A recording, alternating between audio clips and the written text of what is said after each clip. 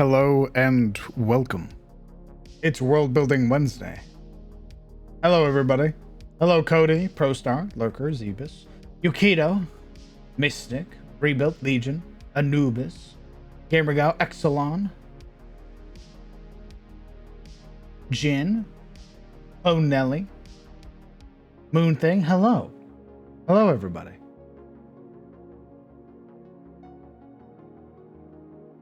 Hello, Sycophant. Hopefully you guys are having a fantastic middle of the week. Hopefully your Wednesday has been treating you well. Today, we're going to try and knock out some of the races here in Atus to discern your heritage. I undeaded myself. Very good. Give us the rats. That is what we'll be starting with today.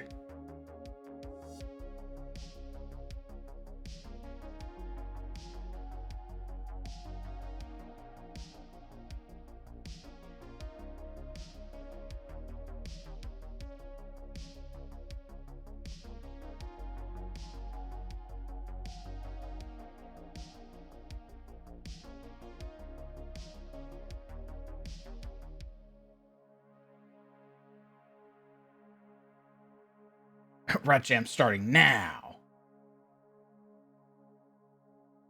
Alright. So.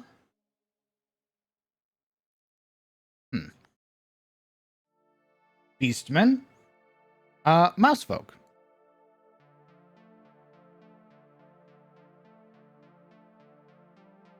So their stuff is pretty simple.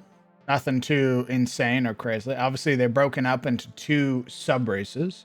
We have Mouseling and Ratling.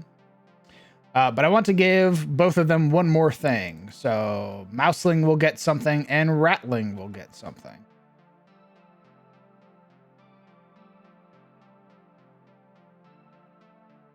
Obviously, they're fairly simple stuff. +2, +1. Live to be about 80. How long do halflings live?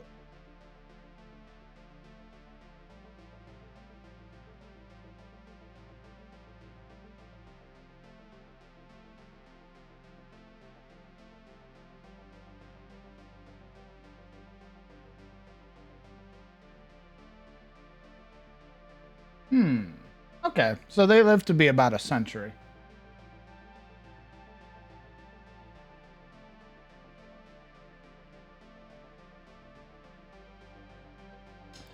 We'll probably copy over the halfling age.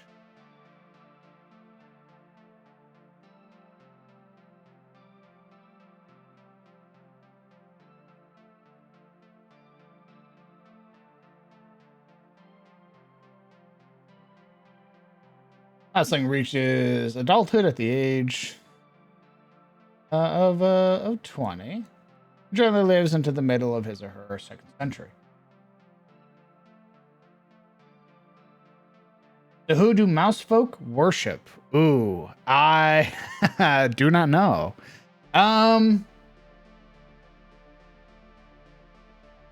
It's probably per person. Or per mouseling, actually. Because I don't think the halflings have like a dedicated god. Generally, the things that have a dedicated god are usually like monstrous races. The moon, they believe it's made of cheese. We could have them be worshippers of Samira. They're all like moon worshippers.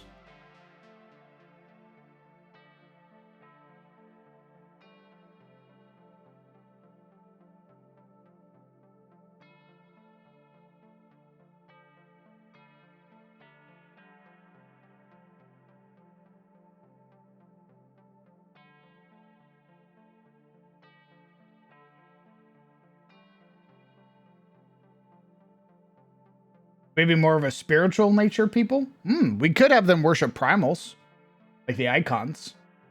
Those sort of like extremes of nature that have been given form. Maybe there's a rat god. Well, they could have their own unique take on gods. So maybe they worship Samira, but to Samira, or to them, Samira is like a mouseling, right?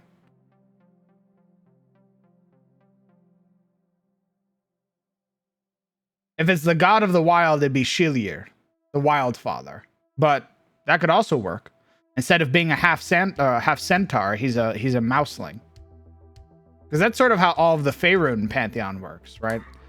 Like when dwarves worship a god, the god becomes dwarven to them, right?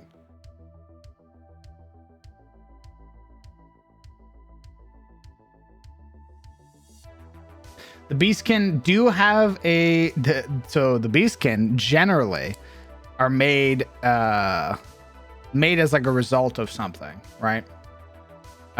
There is Morin, the Ruiner, who is the mother of beastmen. That is where Morlings come from.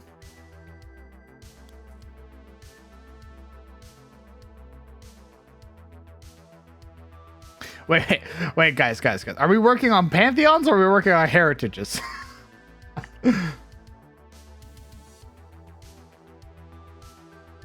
I'm down to work on the pantheon, to make a new pantheon list.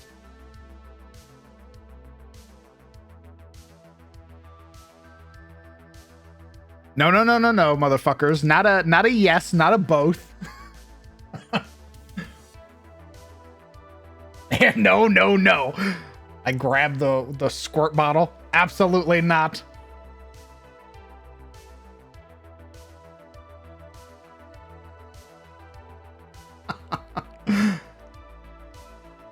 Okay, I was told Hale has a cool ability for the mouse folks. Let me see it.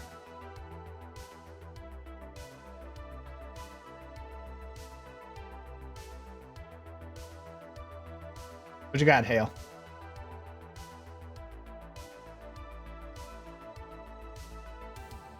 Skittish?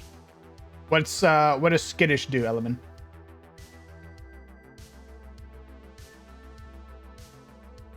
Yeah, Legion threw you out in front of the class, Hale. Legion said, Hale has a cool idea.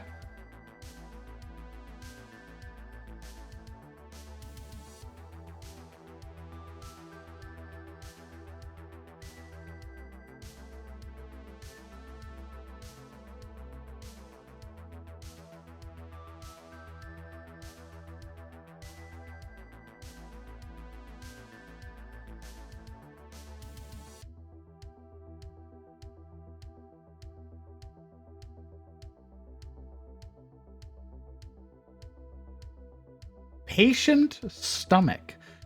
While known for feasts and festivities during the autumn harvest season, your people are more accustomed to living off tightly rationed supplies during the cold winter months and early spring planting and summer growing season. You need to eat less often than other races and gain less stress when missing a meal. Ah. Interesting. That's a neat little mechanic that you don't need to eat as much. Be pretty useful in like a survival game. I like that. How big is this race? Standing almost 4 feet tall.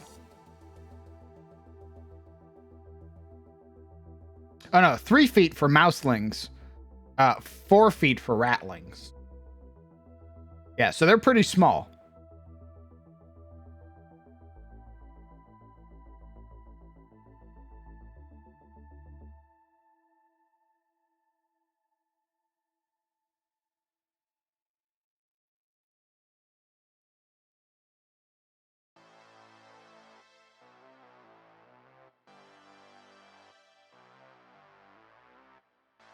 I do like that. We'll add that before the sub races.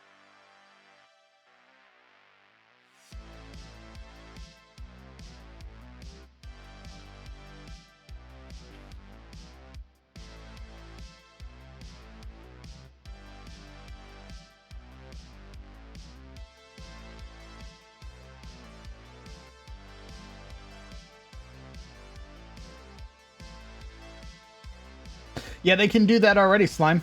They have an ability called Squeeze, You suffer no penalty for squeezing into a space that is only large enough for a creature that is one size smaller than you. So they can fit through tiny holes.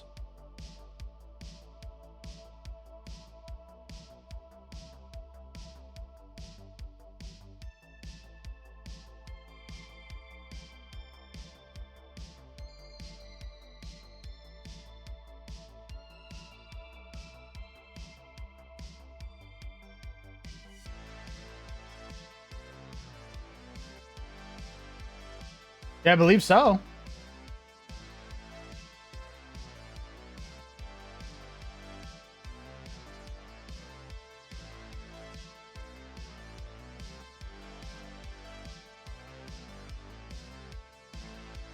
Well known for feasts and festivals during the harvest seasons. The people are more accustomed to living off tightly rationed supplies during the cold winter months. Early spring. You need to eat less often than other races. Missing a meal.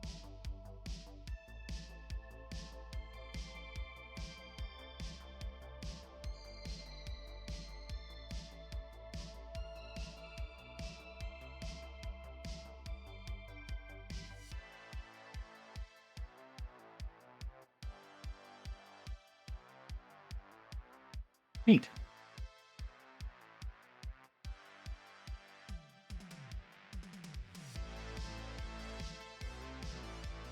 Do they have racial mounts? No, I haven't gone that far down the MMO tree yet.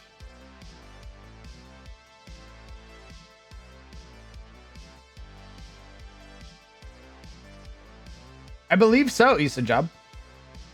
They have gnaw. You can gnaw a hole large enough for a tiny creature. Or at least the ratlings do. All the mouselings have the ability to squeeze. So any hole that's fit for a tiny creature, they can fit through.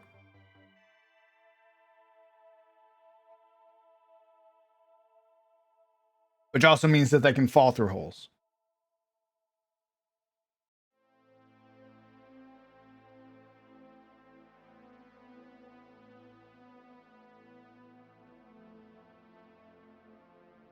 I think we're gonna give the mouselings the lucky ability that that halflings get, and then we gotta give something to the ratlings.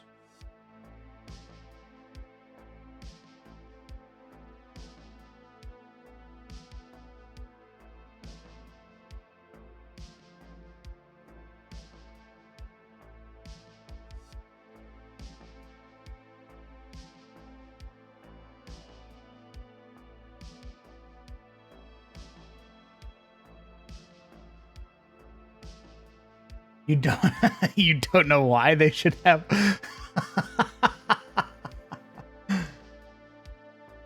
I have a pretty good reason why.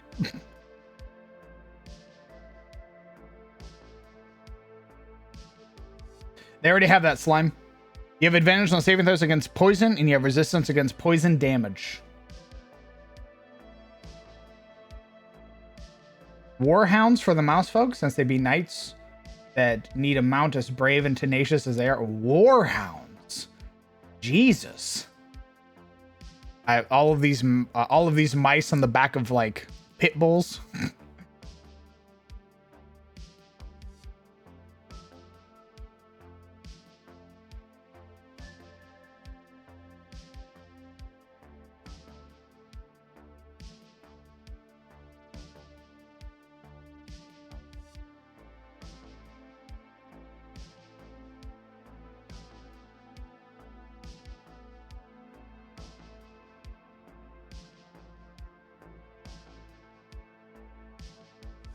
All of them are named Princess.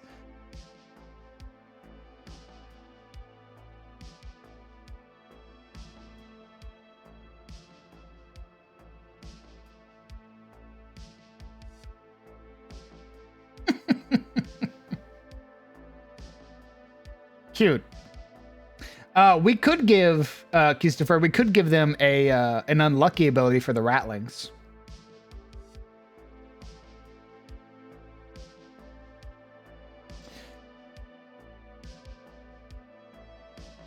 I'd be down for them to impose something on like a creature that rolls a nat 1.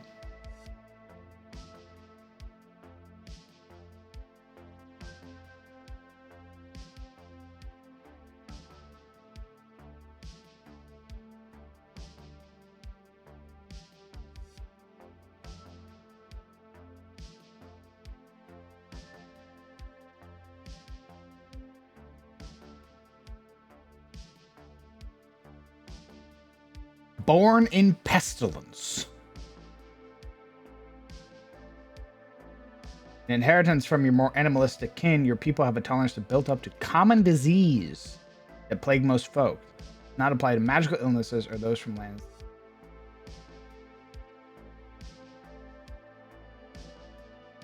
Oh, what if we how about this? What if we give them basically an effect like lesser restoration? What if they could meditate sort of during the night and remove a disease that afflicts them?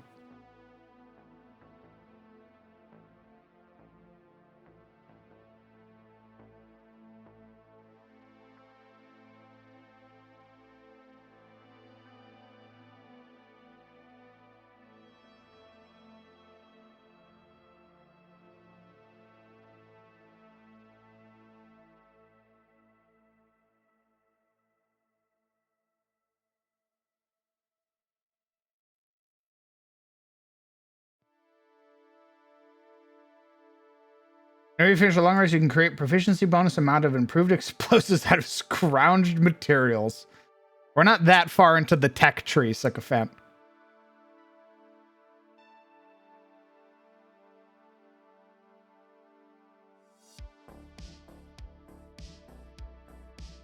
Maybe Mousefolk can help mitigate the stress of other races. I don't want to give them too much. They already have Brave. Not only do they have Brave, they have Nimble Escape. So Mousefolk are actually, like, strong as fuck.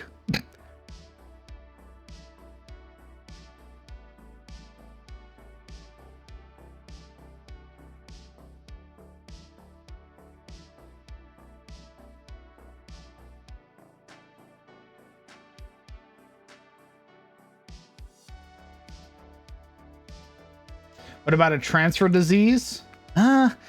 There are a lot of monsters that generally, if they give a disease, they're immune to getting diseases.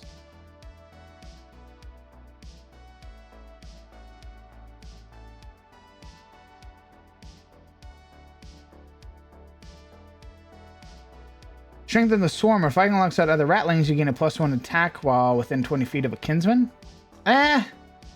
When are we gonna get a party of all ratlings though?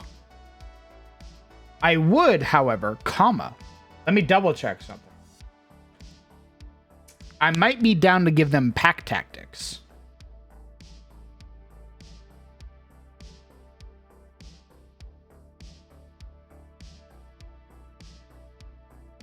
Rattling Misfortune.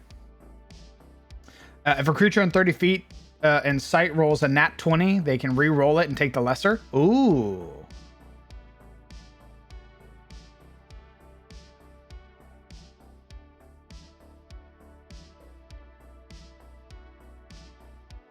Ooh, that's also good. That'd be a play on their the lucky counterpart is like Misfortune, where they can force a nat 20 to be re-rolled.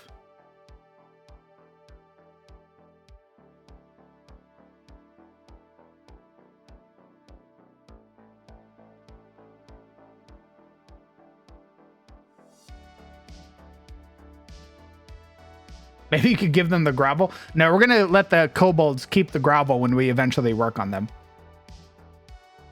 I like that. I like Rattling's Misfortune.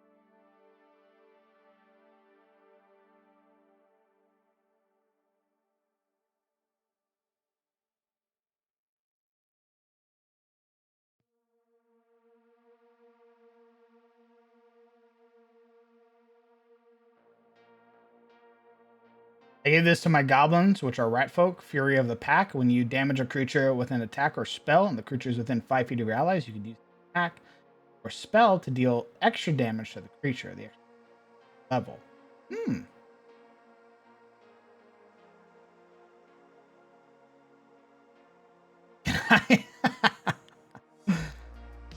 So what do we think about this? What do we think about Misfortune? When a creature you can see rolls a nat 20 on an attack roll, ability check, or saving throw, you can impose terrible misfortune on them if you're within 30 feet, forcing them to re-roll and using the new roll. You can use this ability once per long rest.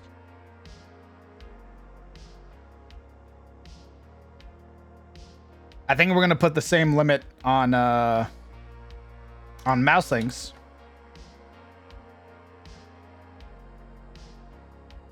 That way they're the same board.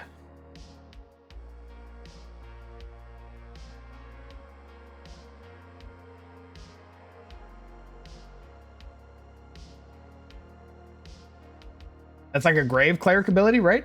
Oh God, is it? Let me go look at Grave Clerics. Hold on. Oh yes, they do have like a nullified crit ability.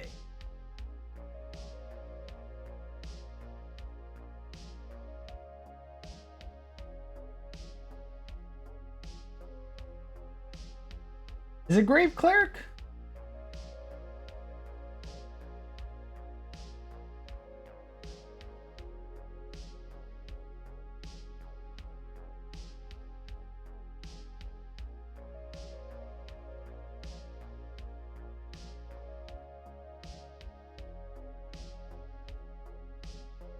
That or anything pack related feels very. I feel like, again, so like I want to give a big thing is that I want to give races like base abilities, and then I want to reward players by playing up those features and then rewarding them with upgrades to their classes, upgrades to their races. So like for example, for like Siluro, right? Siluro was playing a very like defensive fighter. She was trying to like help a lot of her companions. So when she reached level 5, I gave her Sword's Rescue, which became Wings of the Lady. Her ability to sort of swap places with an ally who is being hurt.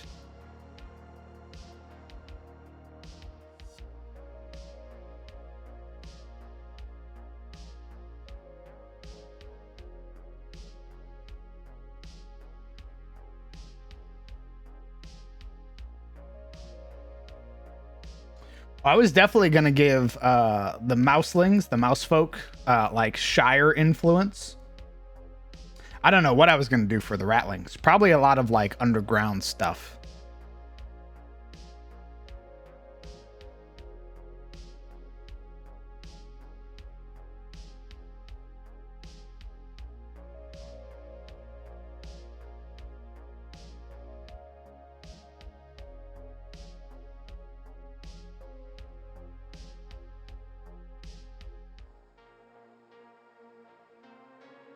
Where did they come from? Who made them? Who made the mouse folk?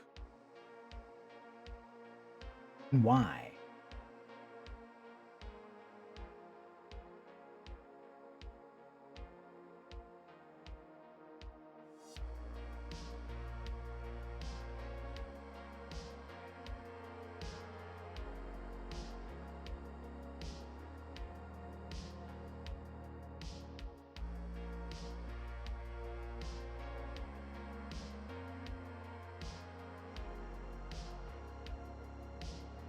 They could be failed experiments from the Mind Flayers? Oh. Oh, that's diabolical.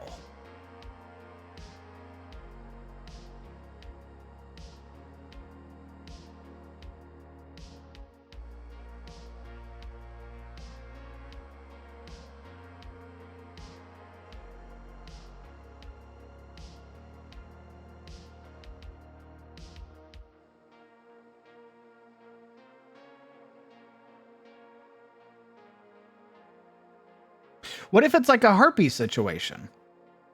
What if it's like Night Maidens? Where mouse folk were actually like these sort of stalwart, like these sort of like servitors for one of the Aranar. And then when the Age of Woe happened, they got separated from the gods and ended up becoming a mortal race. So like a cherub, right? Who served the gods as like a sort of envoy or something like that. And when the Age of Woe happened, they were trapped. And that's how we'd end up with the more corrupted like ratlings, the Skaven. Just like the Night Maidens. The Night Maidens got separated, and from them came the Harpies.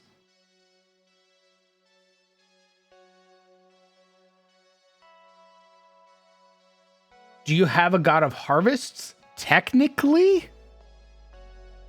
Technically? Let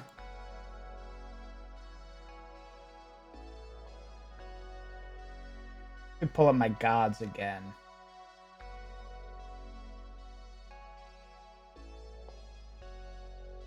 Did I write up Ebor? I did.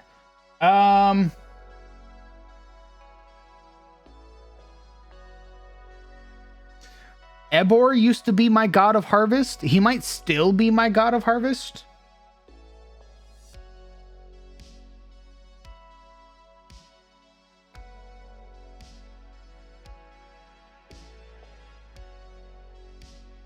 The Morning Lord, responsible for the creation of Altir and the bringing light to Adis.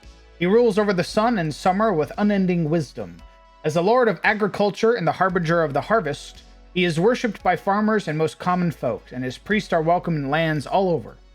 Supporters of the needy and destroyers of evil, the Morning Lord is often the patron of paladins and rangers who follow a similar creed. During the Age of Woe, when battle between the gods raged unseen by mortal eyes, it was the Morning Lord who came to the aid of the knowing mistress and defeated the chained Oblivion, banishing him back to the abyss.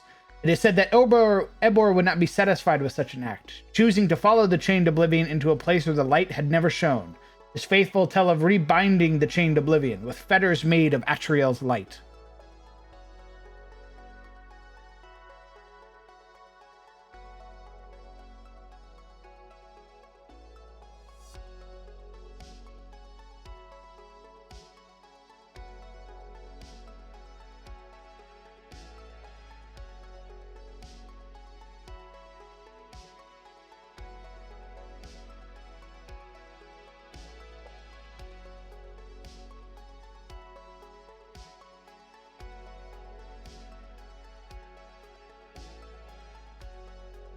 The blood of fallen cherubs birthed a base form of mouse rat folk, which then became as such due to the influence of the material plane.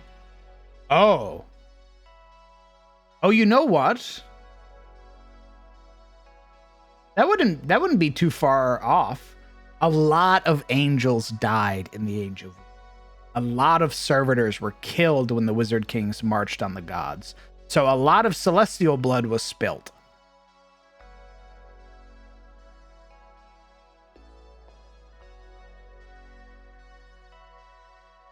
So if they were affected like the Saktili, who were corrupted by abyssal blood, the mice could be affected by celestial blood and be elevated.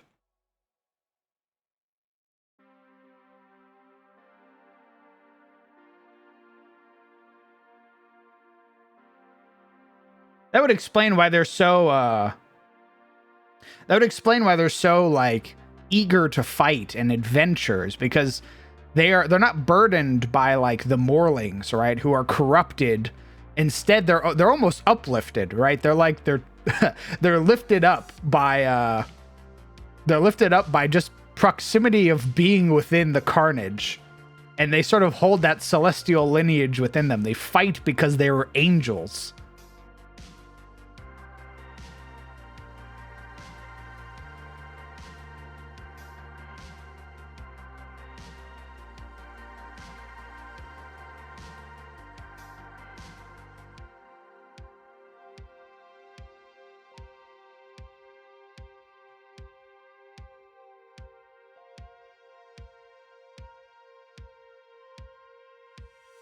Yeah, they'd be a younger race. They wouldn't be one of the OG3. But I like them being sort of like bathed in the blood of angels. Very like Catholic vibes.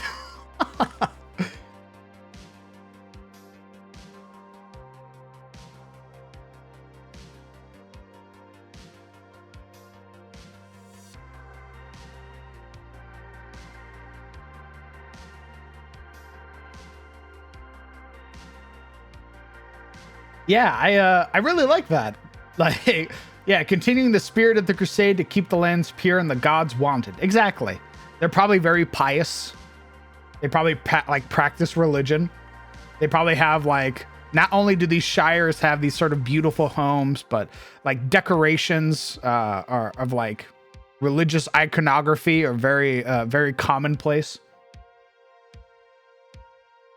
I can buy that they're a result of angel blood splashing on some brave field mice that ventured forth to the dying warriors. Yeah, absolutely. Good God, they're literally the Irish. A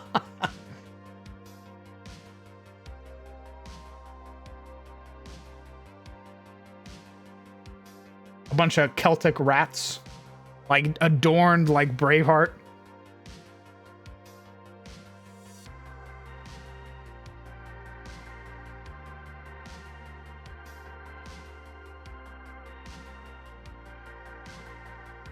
I like that a lot. I like them being born as a result of celestial blood. Not all Aasimar are mouse, but all mouse are Aasimar. And that's a great way to look at it.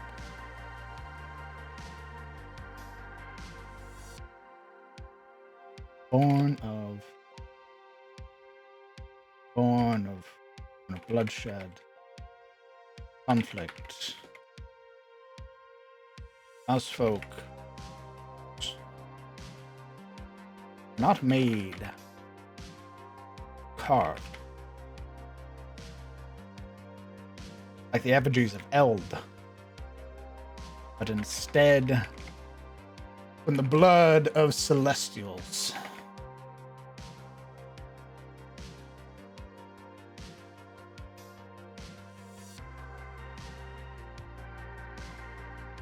Scottish accents all around. Can't wait to see one of Turtle Pope's masses and the pews just large congregations of mouse folk.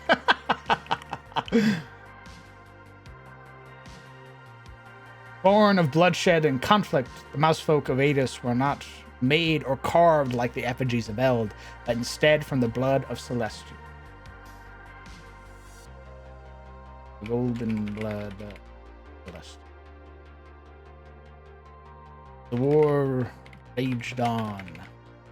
Man, Erenar. The creatures of the land.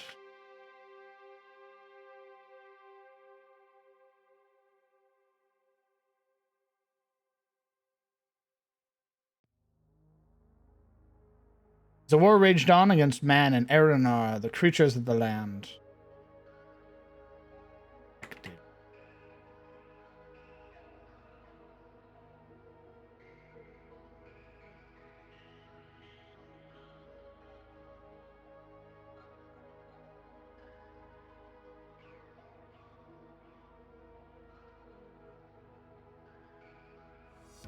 You know, Legion, that's exactly where my brain just went, brother. My brain was like, what if all of the beastmen, like the Leonin, the fucking Tabaxi, all of that shit, are just born because of celestial blood?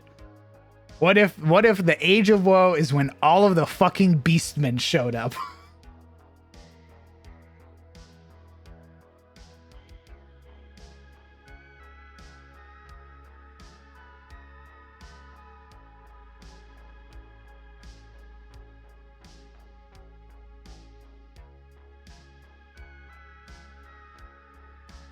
I really like that idea. Because a lot of things died in the Age of Woe. It would make so much sense that celestial blood is responsible for uplifting all of these creatures.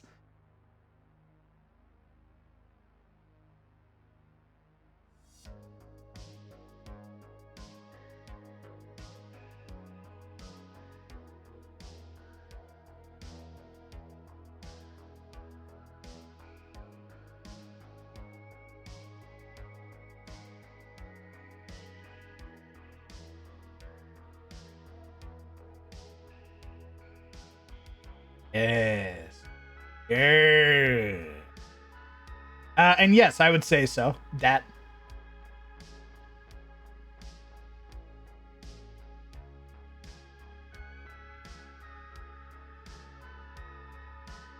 All these creatures suddenly gaining human sentience because they happen to be next to a dying angel.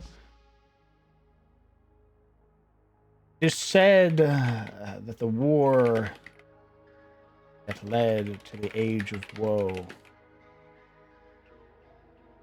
caused the heavens to rain blood.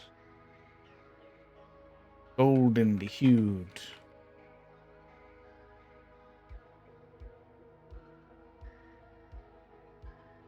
It is said that the war was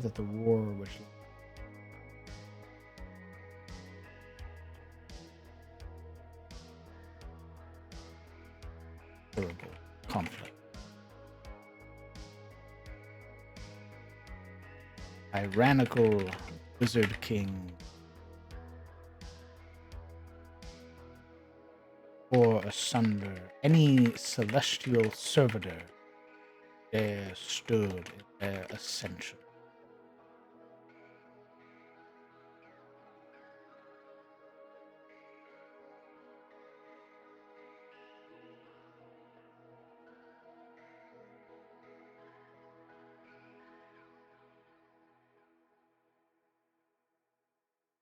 I can't spell.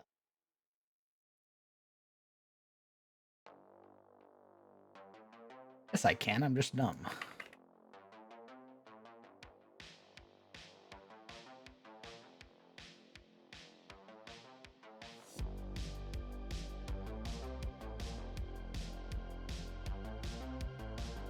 Lions and lioness finding a deep resonating fealty to the radiant golden clad warriors leaping to protect an injured angel against man, getting uplifted due to their service. I like it.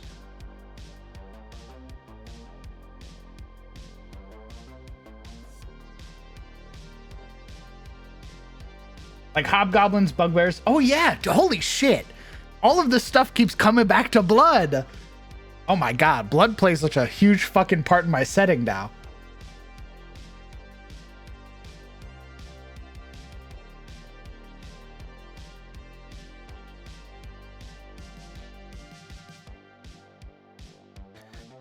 It is said that the war which led to the Age of Woe was a bloody and terrible conflict. The tyrannical wizard kings tore asunder any celestial servitor who dare stood before their path to ascension.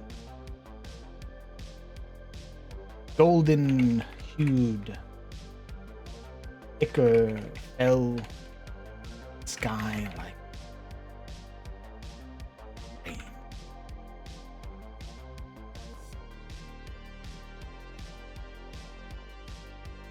Is there a god of blood in your setting? Because it must be insanely strong with how many things have been affected by the same form of blood. Nope, but we can make one.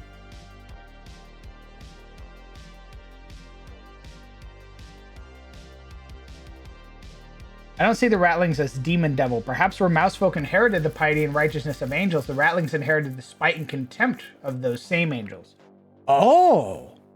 Like instead. Oh, so they took the hatred that the angels felt, the contempt and rage that they felt for mankind, who was like trying to assail the gods. So they take it to the extreme.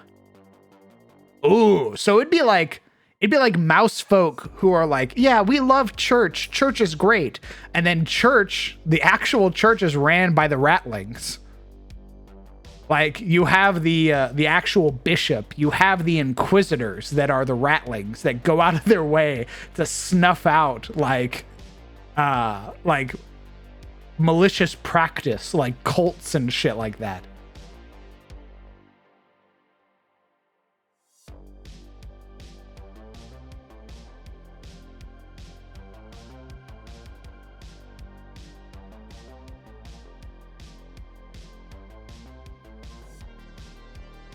How wild are vampires in this world then? What do you mean wild?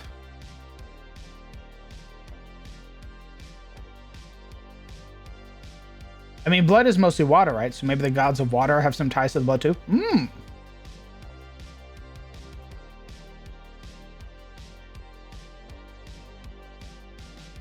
Ratfolk Inquisitors sound crazy good at their job because of misfortune effect.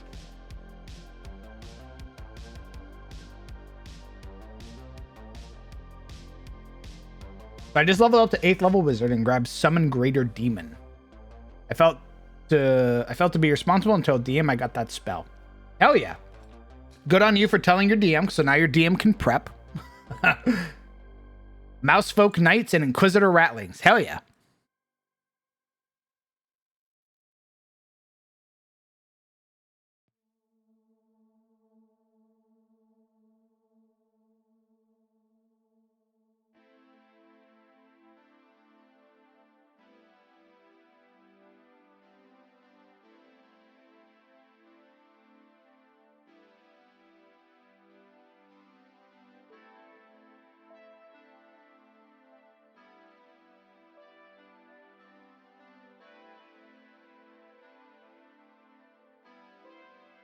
Oh, no, I haven't worked on anything like that, Christopher, but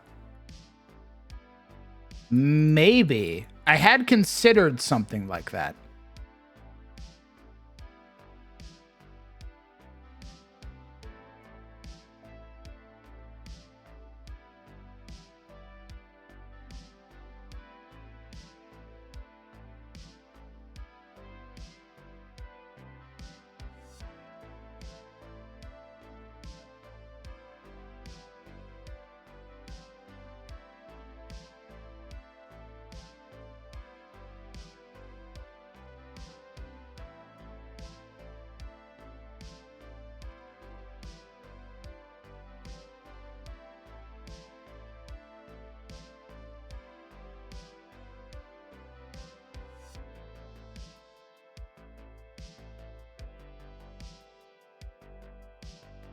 Sorry, I was clipping my nails. I hate having long nails.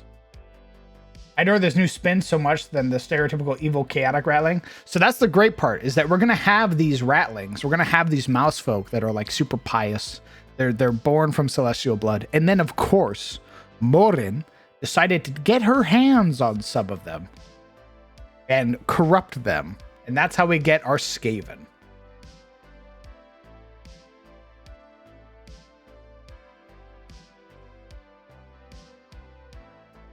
Did they use blood? Yes, a lot of old magic uses blood.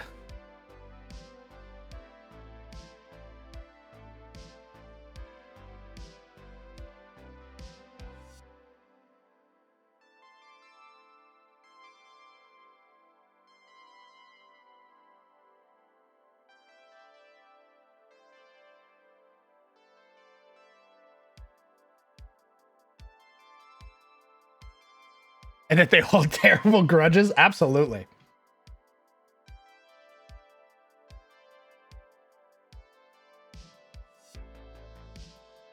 Yes, Hale. They are. I imagine like.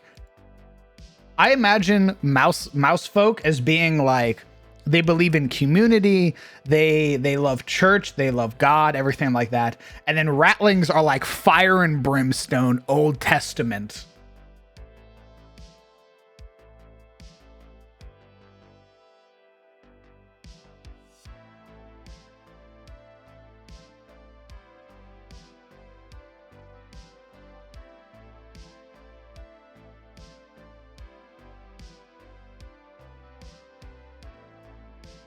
Would it be too much to give them an ability to speak with common rodents? Nah, we give everything else generally an ability to like speak with an animal of some sort, so. As well, you can speak with common rodents.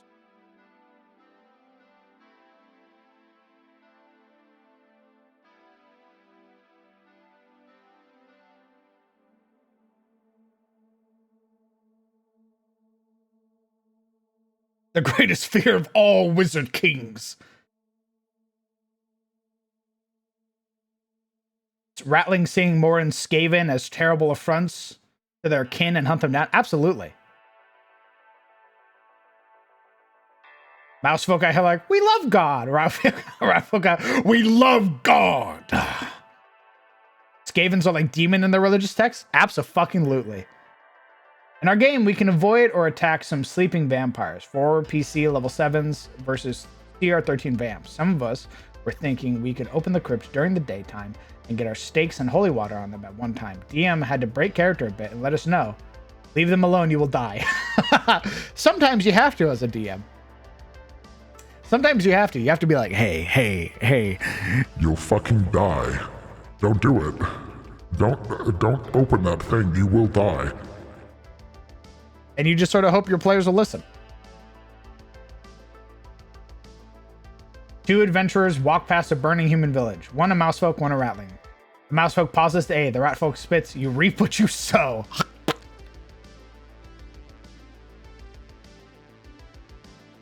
So if blood magic is the old way, does that mean hags are followers of the old gods?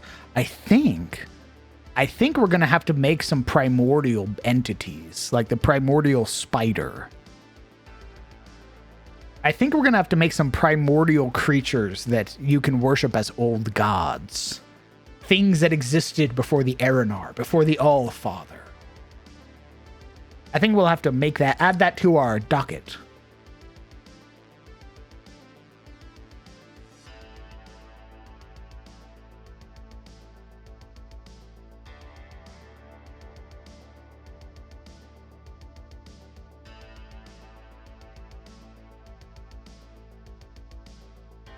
A lot of the primordial are based on fears. That seems to be the way of it, yeah.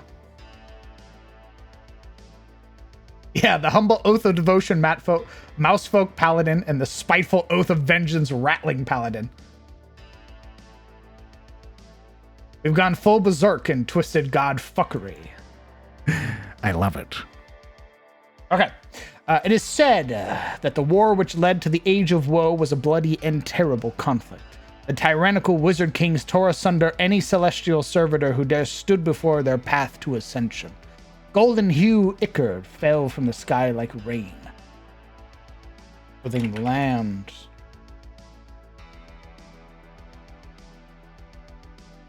Blood.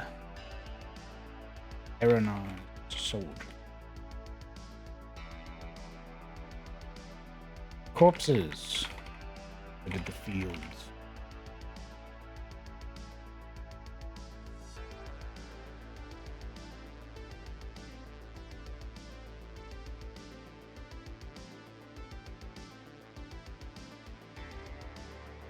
Alongside. Their corpses littered the fields. And stars.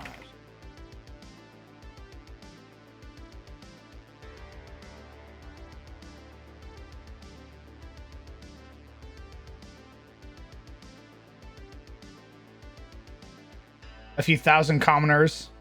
But tens of thousands of mass folk squeaking Dea's vault. Primordial rat. Golden-hued ichor fell from the sky like rain, coating the land in the blood of the Erenar soldiers. Their corpses littered the field like fallen stars. Corpses littered the fields.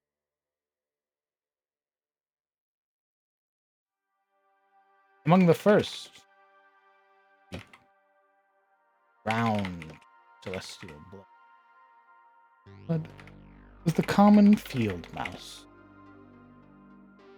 Among the first to be drowned in celestial blood was the common field mouse. Unaware of the greater war,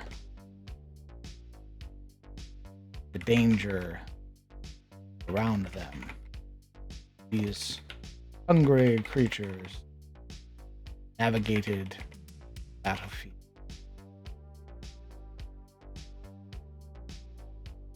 Stained gold. Over time, these particular mice become more keenly aware surrounding bloody war.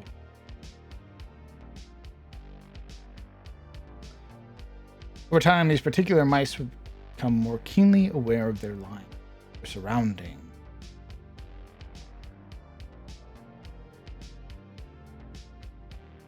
IT.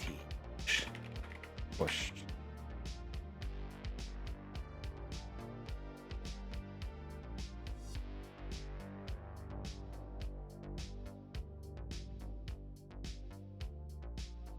I thought of the celestial blood rushing from the corpses like a flood, drowning the lands and blessing it at the sea.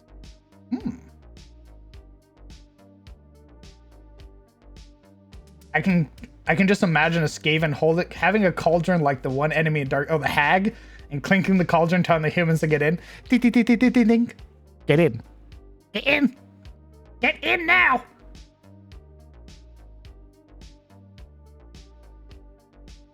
Mouse folk are normal fantasy priests. Rat folk are 40k inquisitors.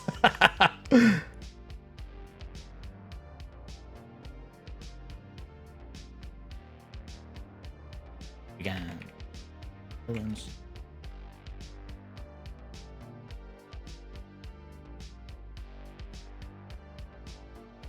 Longer limb. Articulated.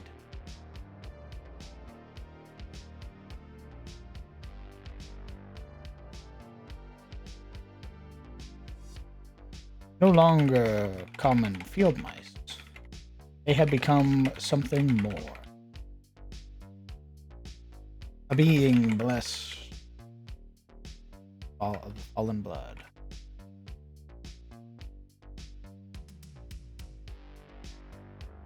Ascending. Who they are.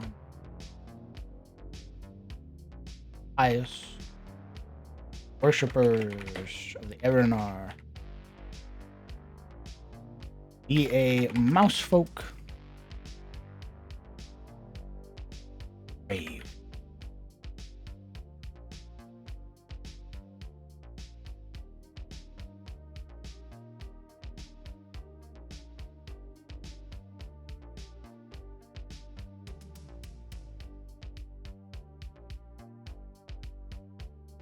Adventurous.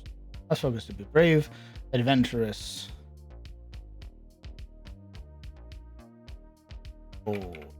Shakable faith.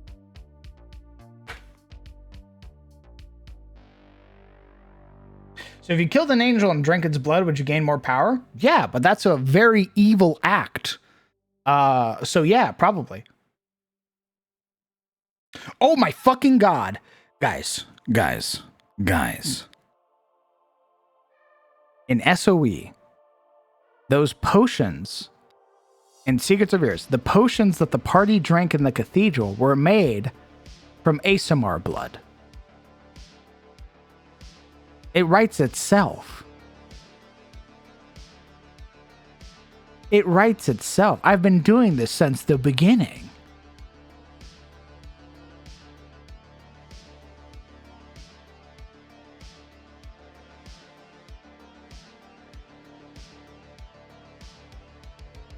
What if their shire is built in the hills and fields they believe to be where they ascended? I could picture a practical ocean of golden wheat.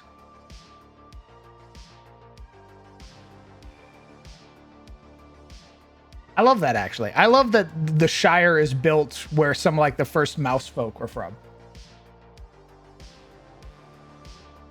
Oh my god, guys. It writes itself. This is insane.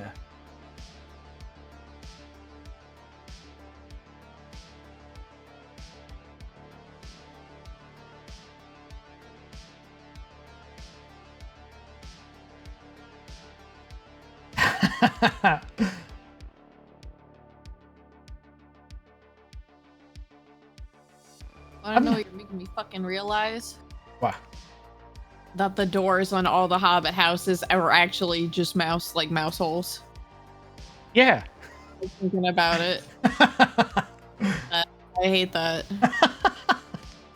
It all makes sense. Also, what's up? It's me. I'm in a tornado. Let's go. Oh my god. Sirens just stopped. Let's go. Oh, sweet Jesus. Get help. No. The sirens are only on for like a minute. I'm fine. Get help.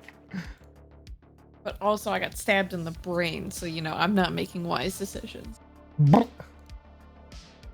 Okay, Jesus anyway, I Christ. just wanted to say the mouse folk look cute. Yeah, you got two types. You got the mouseling and the ratling. The mouseling get lucky, right? Because they're halflings. And the ratlings get misfortune. So when if a mouseling rolls a nat 1, they can re-roll it. If you roll a nat 20 in front of a ratling, they can force you to re-roll it. God, I would love to play a troll in the party. That's a rattling. Yeah, they're A little shitter. they're like Old Testament fire and brimstone, right? Because they're made from celestial blood. They're all washed in celestial blood. That's how they came to be an elevated race. But while the mouselings sort of adopted like the piety and being a good person type deal that angels have, the ratlings took the fire and brimstone. You scorned us, so doom to you and yours. I loved it. Skaven.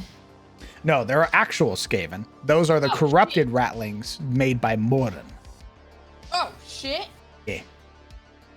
Okay, hold that thought. Hold that thought. Bad.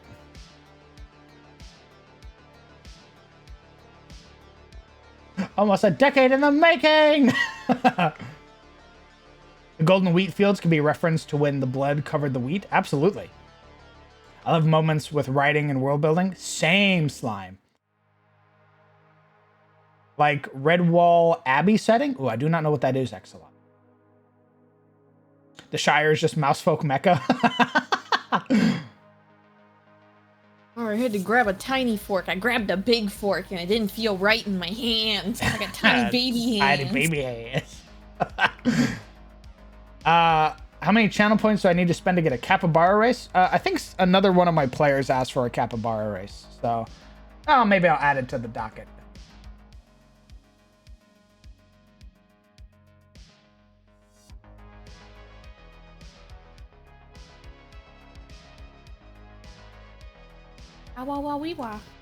Oh, that's a good wisdom. Varus. Thank you very much for the 1 year, brother. Jesus Christ. Enjoy your new crown. Incredibly kind of you, brother. Okay. So we have established them as as very like pious people. I love them sort of having this like Catholicism feel where they're all like God-fearing or God-loving people.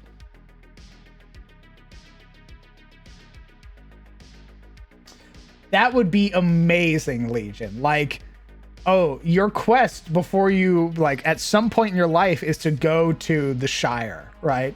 Regardless of where you've been born, you take the pilgrimage to your ancestral home. I love that. I love this, like, very, like, community-driven sort of people who are all about the sort of the faith of their heritage, their lives. When you arrive at the Shire, you're treated like family.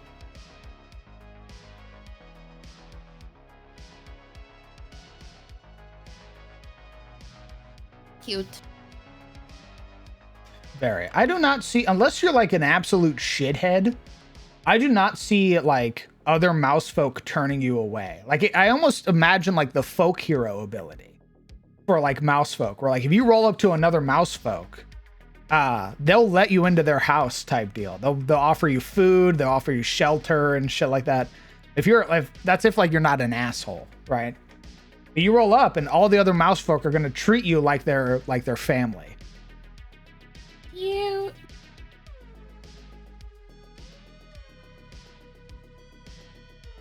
I love that.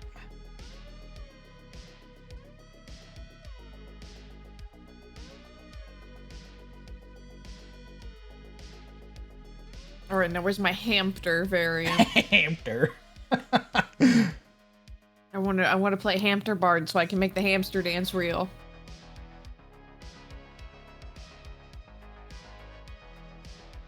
Absolutely, Vinipack. That's exactly what I was going to do. I wouldn't make it a feature Legion, but I would make it like an RP thing.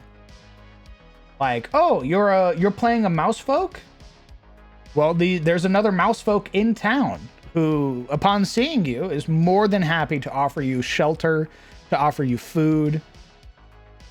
So as long as you're staying here in town, you, the mouse folk, will always have a place to stay.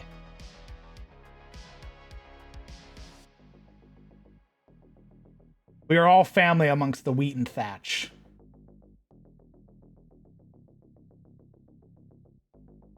Oh, you're on your journey, young one. I remember my pilgrimage. Absolutely, exactly. That's it. That's my next character. I'm playing the mouse from the Tale of Despero. Okay. That's it. That's it. Or I'm going Ratatouille.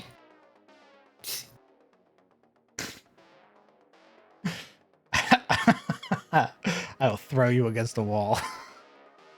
If you play fucking Ratatouille, I'm gonna grab your little tail, spin you, and use you to paint a wall. I just need somebody to play one of the half giants, and then I'm their little buddy. Oh my fucking god.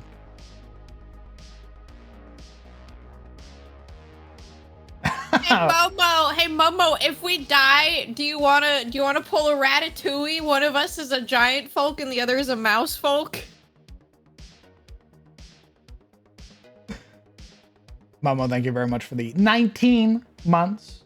My gosh, we've been friends so long, brr, man. Brr. I've known your ass for way longer than 19.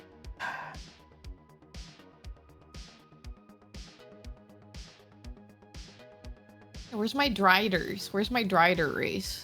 That's not a race. That's like Monster. It's like a bonus.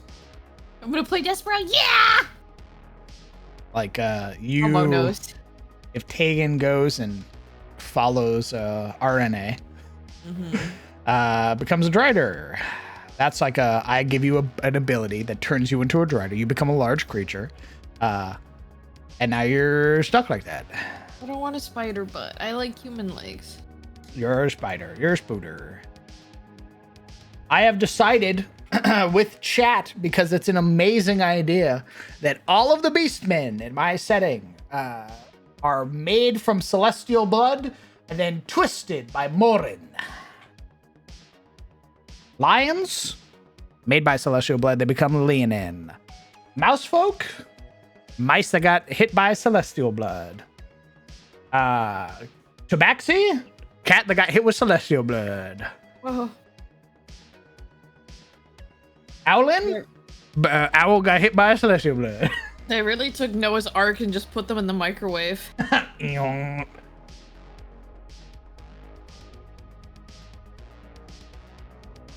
Ooh. I mean, hyenas, right? That's what gnolls are. But I guess there could be some good gnolls. I guess there could be some good hyenas.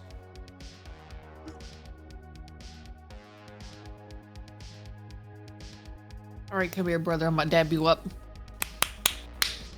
You going somewhere, homie? I'm gonna go eat my dinner. Ooh, bet. Enjoy your dinner. Wait, what are you eating? Home grilled barbecue chicken that my dad was grilling out in the tornado weather. Mac and cheese, and then some biscuits and spinach dip. Holy fuck. I just imagine him out there in his apron. It says kiss the chef, tornado sirens in the background. That's literally what it is. He was out there still grilling through the tornado siren. What a fucking beast. Go enjoy your delicious food. Dab up your dad for me. I was like, Dad, what are you doing? The tornado siren's going off. He's like, I checked the radar. That shit going past us. I'm not gonna stop grilling halfway through. Oh my fucking god. No way of knowing, by the way, that a tornado could just touch down on top of him. It's just like, yeah, it's radiologist says go somewhere else. I'm fine. When you live in Tornado Alley, you gotta be built different, dude. Holy shit. Literally built different. What a fucking champion. Bye-bye. Bye-bye. Enjoy your chicken. Yeah. Man, I've been listening to a lot of Ace combat music and have decided that birdfolk need to be honor-bound night-coded. Not all hyenas are evil. And this is why I made the clan of my female gnoll called the Blood Hollows. They decided to become good and interact and do peace with humans. That's a The Blood Hollows? The Blood Hollows. That's the good race? That's the good gnolls?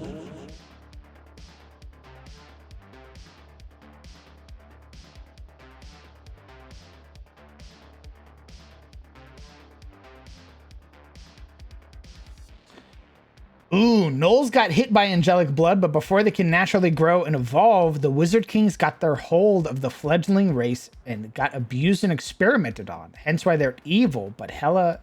Ooh.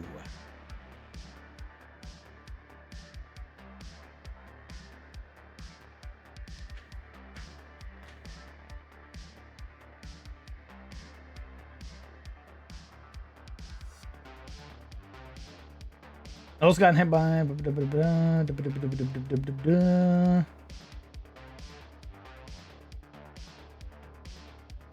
As contrasted by the Cuddle Fluffers, which are the most evil and sadistic.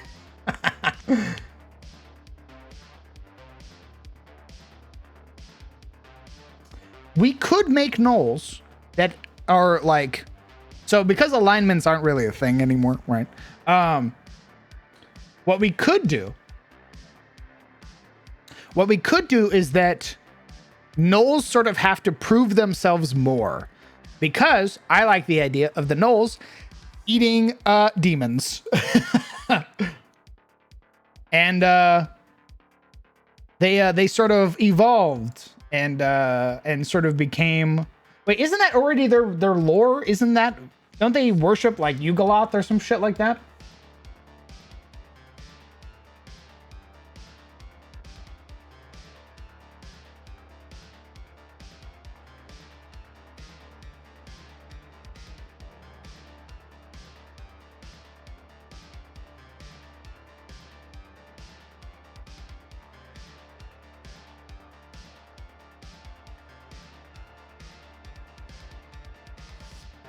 Inogu.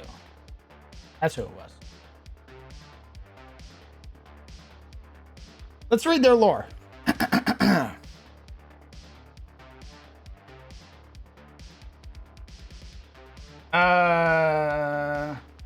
Inogu was a demon lord and the chief being worshipped by Gnolls. Dedicated only to destruction, the ruler of ruin sought the collapse of civilization, and he would brutally butcher all that stood between him and his rabid slaughter. His demands are simple. Kill. Follow his commands and you shall know blessings beyond your dreams. Why did he make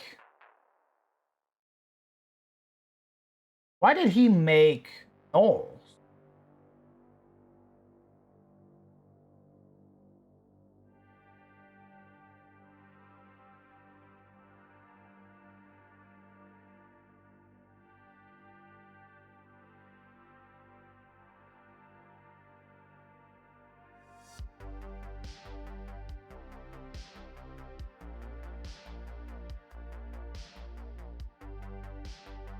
Oh, Ynogu's got some cool shit going on.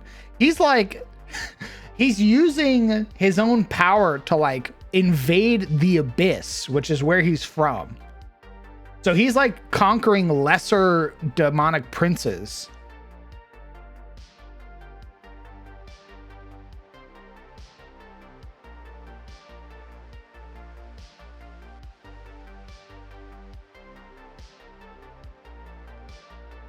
You can pull a page from Pathfinder Hell Knight lore for Gnolls, where they have to fight a demon in single combat as a rite of passage. Holy shit.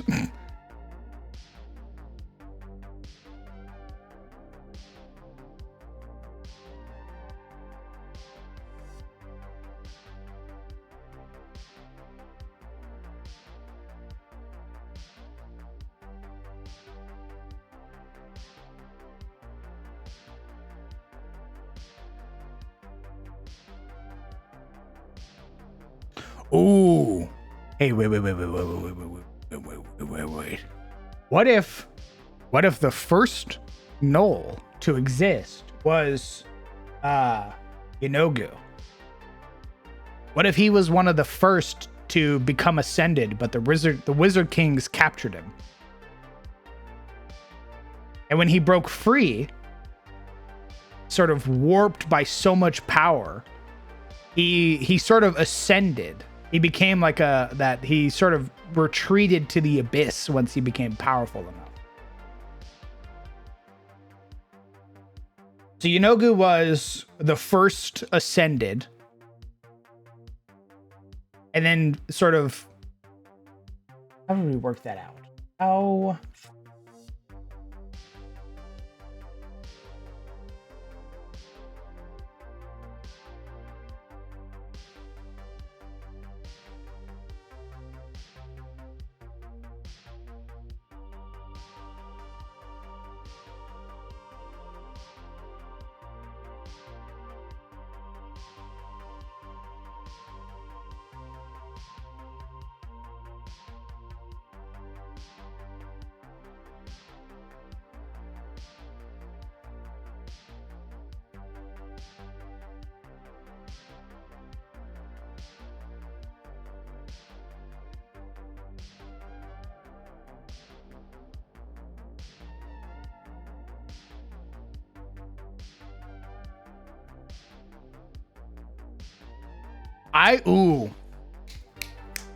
I like the idea. And hold on, I need to write this down so I don't lose it. I like the idea of him being taken by the Wizard Kings and tried to make into a weapon to fight the gods, but instead they made him a very powerful demon.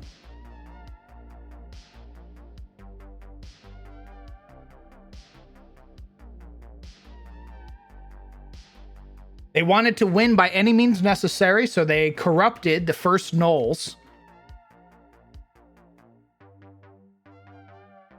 And he basically he escaped with a lot of demonic power within him.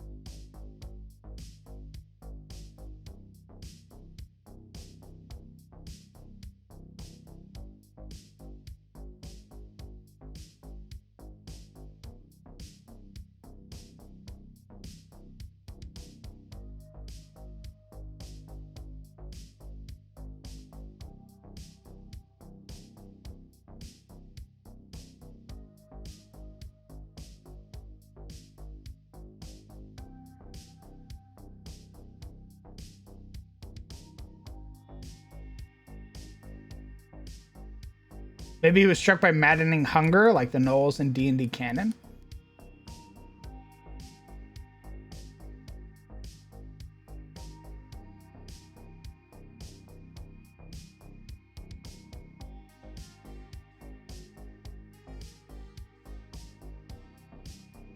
They took out his heart and implanted an infernal engine? Nah.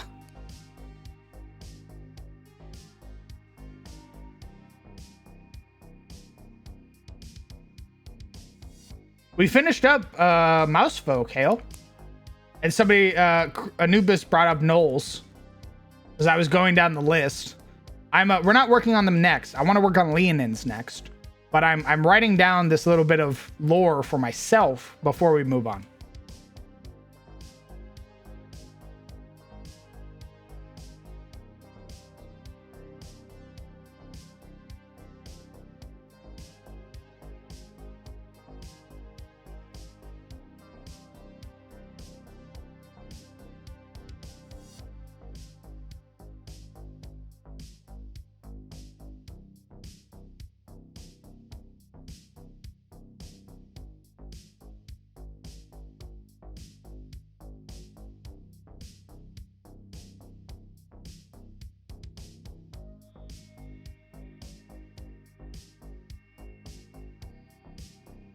Okay.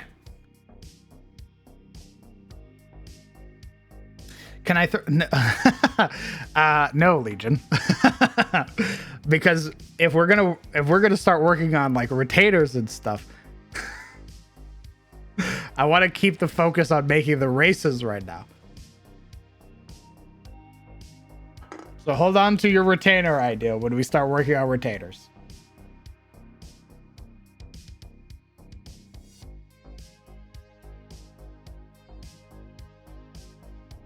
I was just faster than expected. Yeah, I mean, I already liked everything that the Mousefolk had. So them being sort of blessed by celestial blood, the Mousefolk being more, communal, accepting, and God worshipping, And the ratlings being like fire and brimstone.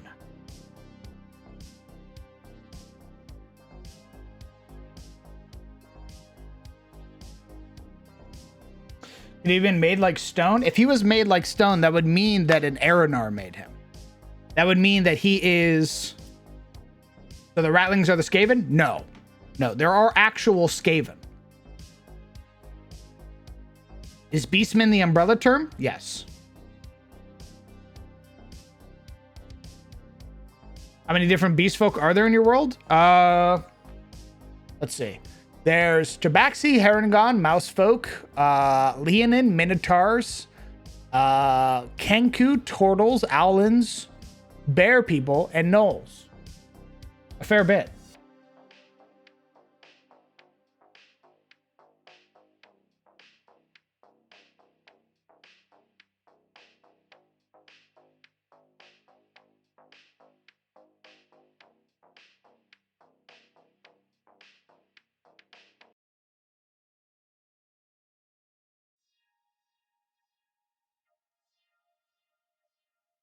Ooh, an artificial mockery. Ooh.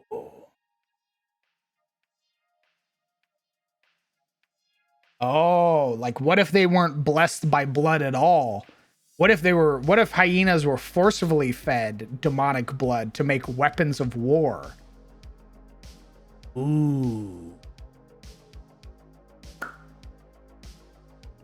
I'm adding another note. Stand by.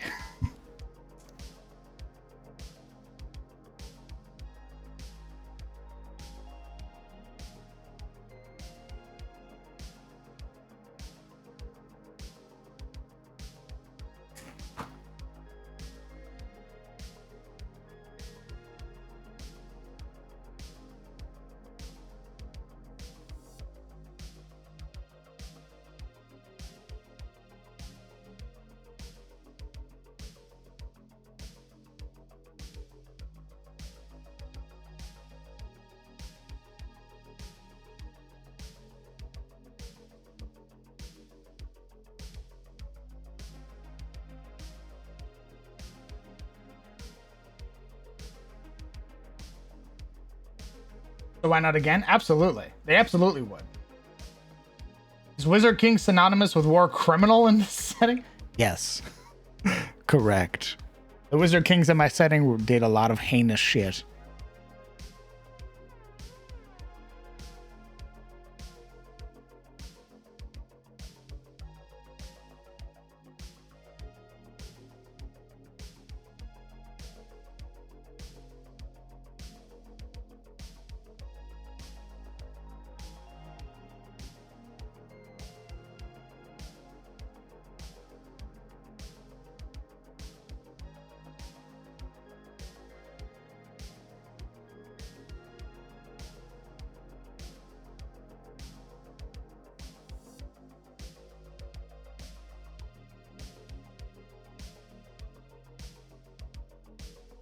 So let me tell you about my zealot barb rat. The blade of the Inquisition. All gnolls have the capacity for the most heinous and terrible acts imaginable, but they also have the capacity to become unyielding paragons. Enemy Blaze, thank you very much for the 4 months with your Prime Gaming. Incredibly kind of you, brother. Thank you so much.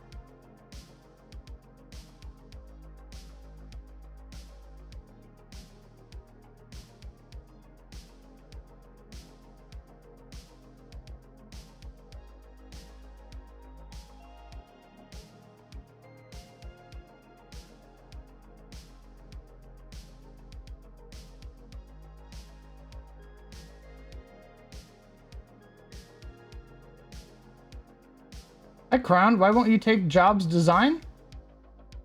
So why won't you take jobs design? What?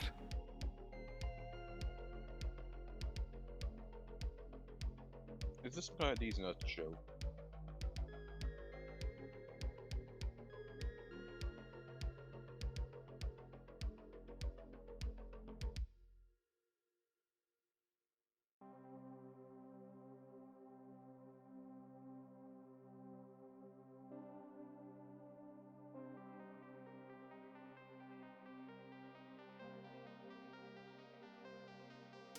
Oh, yes, I did. And if you bring it up, Gren, I'll shoot you dead as well.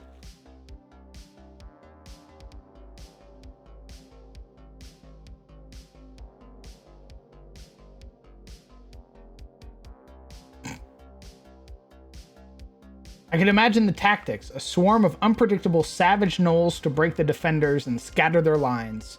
Then the Warforged come in through the holes like tanks to pummel the survivors. Yes. I sort of want to change the Tabaxi name.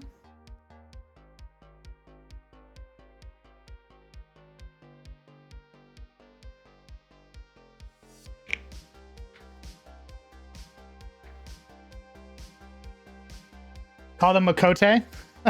I plan on making Makote. I plan on making half Tabaxis. Because I've already made them.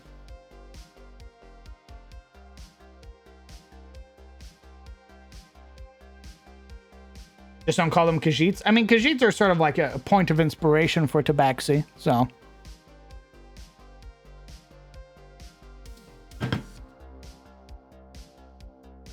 No.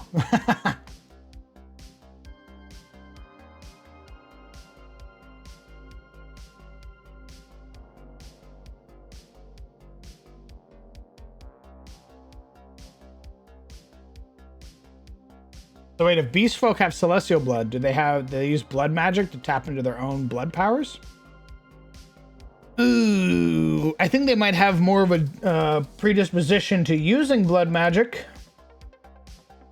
So when we eventually make the magic system, I imagine a lot of them would be more occult casters.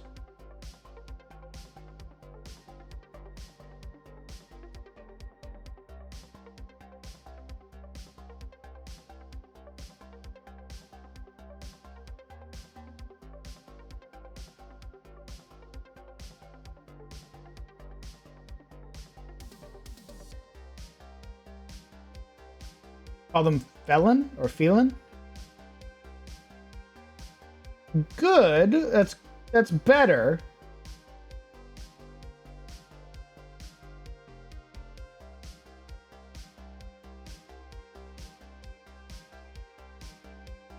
Moss Volk.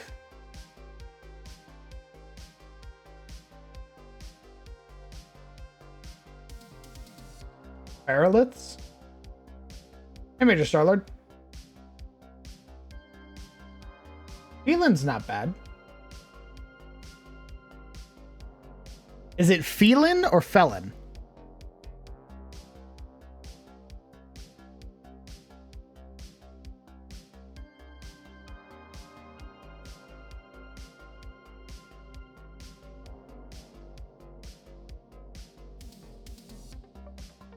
Felon. Oh, okay.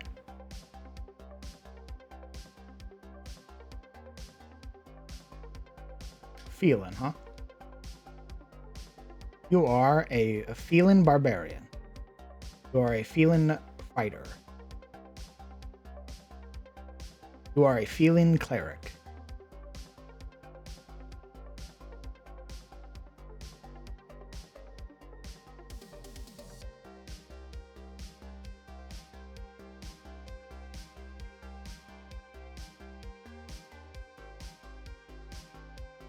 Felinar or Felinir? Felinir is not bad. Felinar is also not bad. Actually, I like Felinir a little bit. I sort of vibe with Felinir.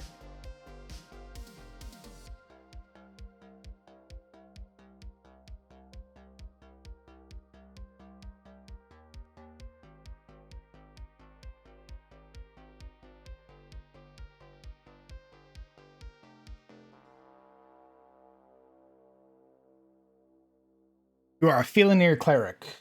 I like Felinair. I like that actually.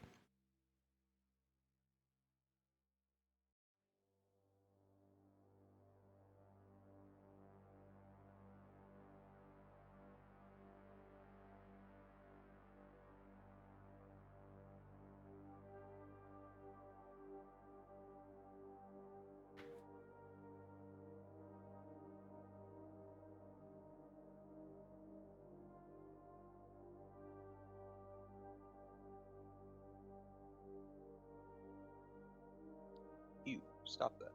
I'm telling you to do. What are you, EP? I'm hungry. EP cause hungry?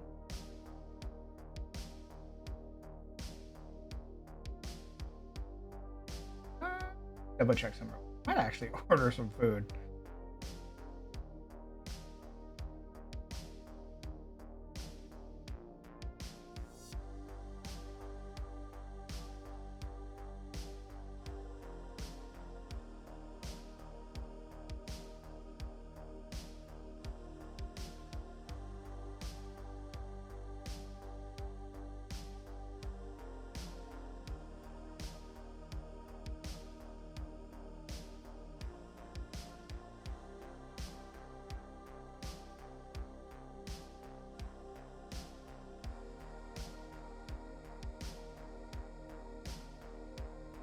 I'm gonna order some food, guys. I'm a little too hungry.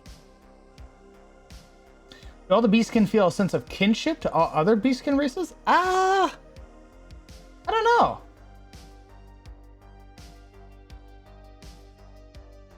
Crown, can we have dog boys? like Labrador type, like actual walking anthropomorphic dogs? Or are we talking like Makote but dog?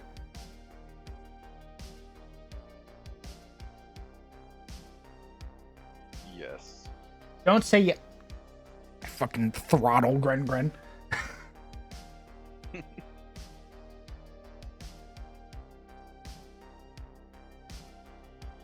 Tabaxi but dog, apparently.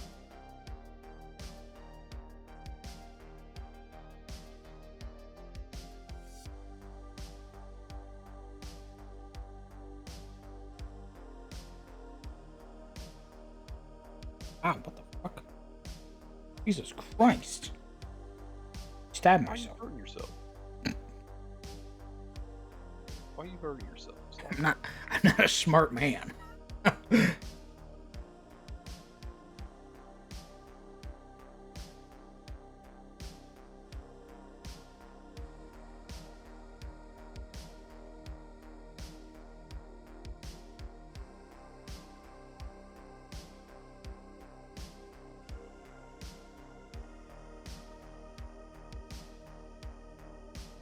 I mean, we do have werebloods, which are basically shifters.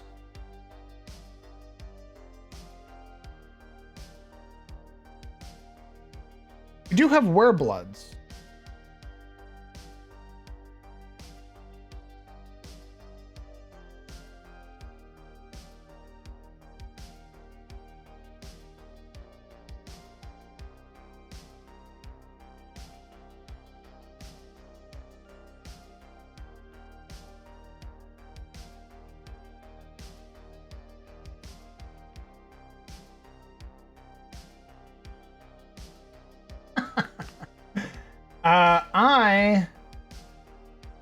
I'm gonna order some food. What you ordering? Probably McDonald's because it's the closest. Really cheap. But I didn't also say it was good. It's trash. Okay. Jesus. I didn't say I was ordering fucking salad. You are not trash. Why are you eating trash?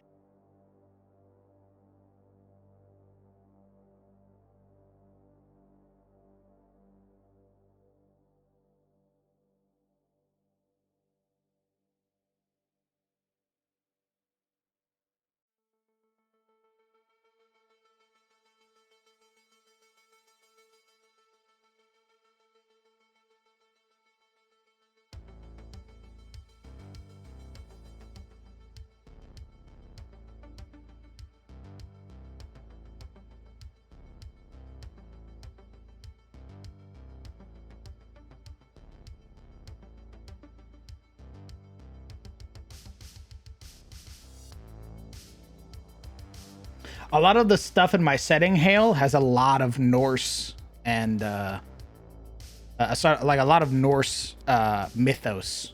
So that's why I was like, oh, Felinir sounds dope, because I have a lot like the Allfather and all my other Aranar and shit like that have a lot of like Nordic inspiration.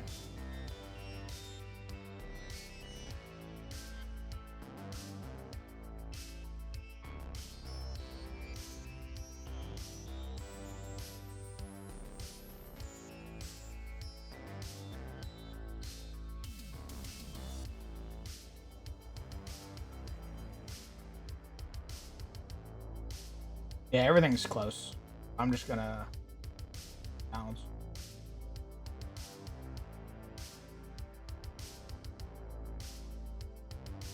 Actually, a while since I've had Wimdy.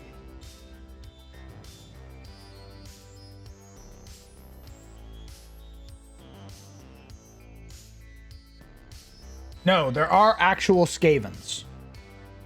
The Rattlings are very fire and brimstone Old Testament worshippers of the faith.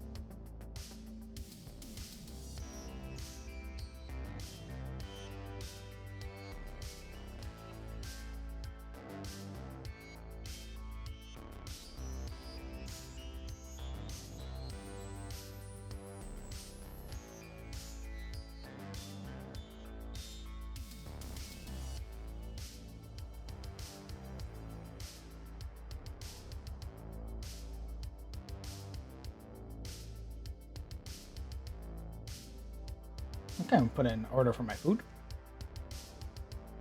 Oh, good.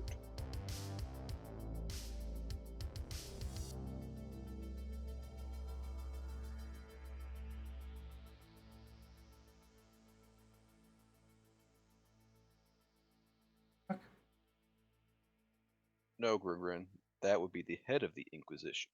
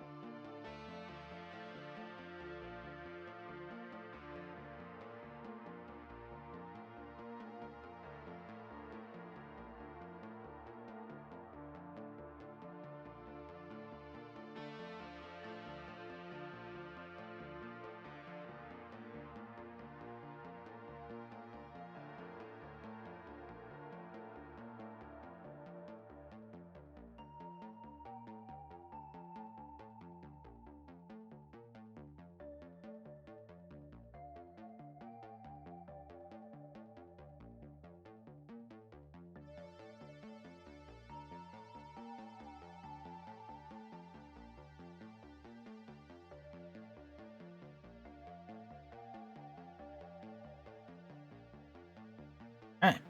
Order is placed.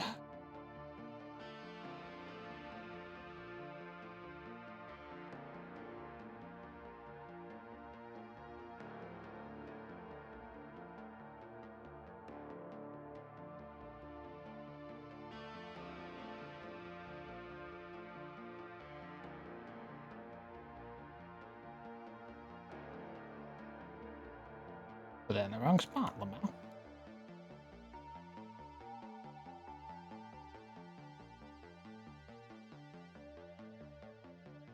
What about the Saxons?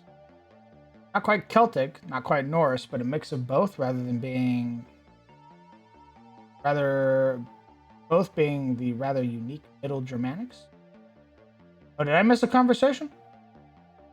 So we have Norse inspiration for humanoids, and what seems to be Celtic Germanic inspiration for the beast folk. Paving what we keep working. I cannot read today. Jesus Christ. I'll keep working with that line of thinking and see where it leads.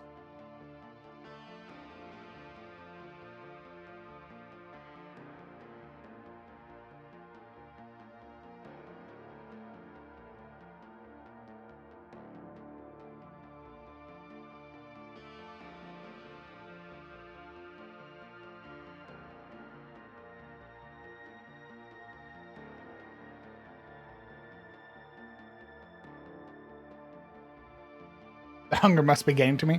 Yeah, I think so. Jesus. Choking my brain right now. I can't fucking think.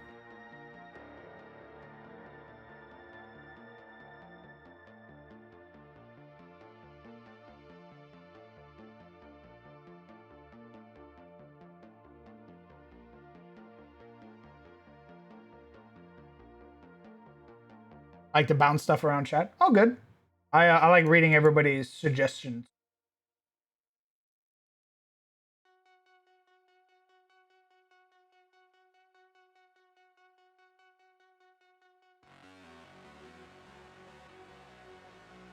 Okay, you get dark vision as a Phalanir.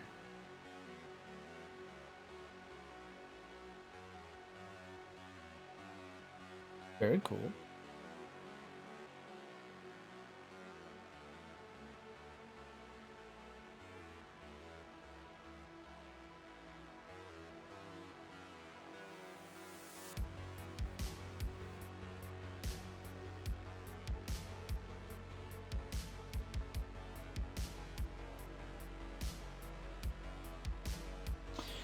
Yeah, I mean, it makes sense, right?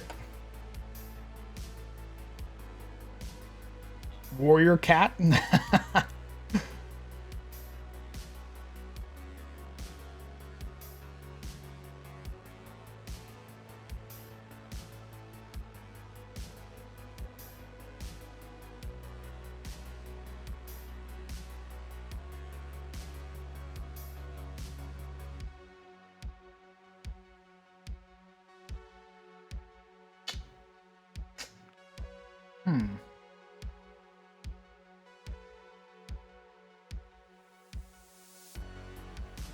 I want to keep their feline agility ability.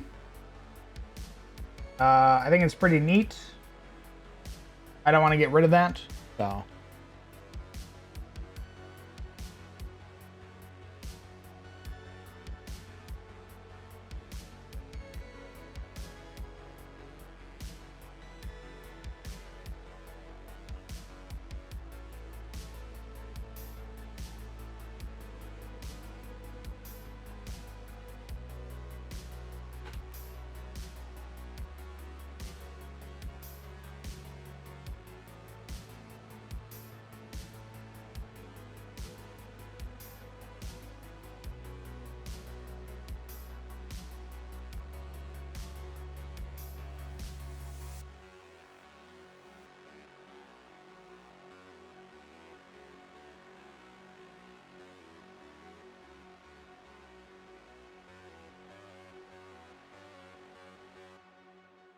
Look at lean into for inspiration if you feel like swapping something out. I just want to give them some stuff. That's all. I really like the Tabaxi's base kit. So I just want to add just a little bit more, probably like a level 5 ability or something.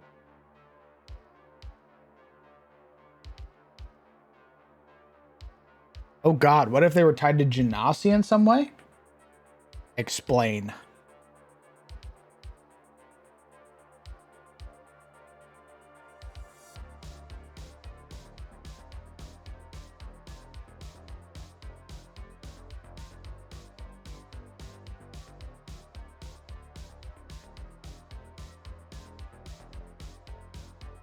I mean, there would definitely be Sunite Tabaxis. That's That's absolutely.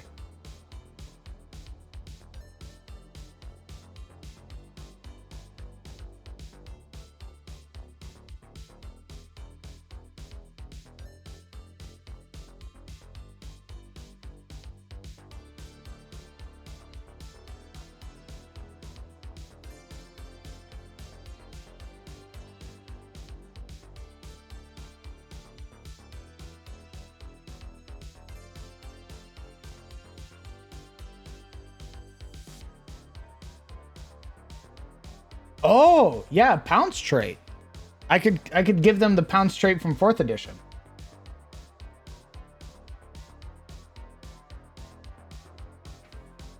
An affiliation for elemental magics.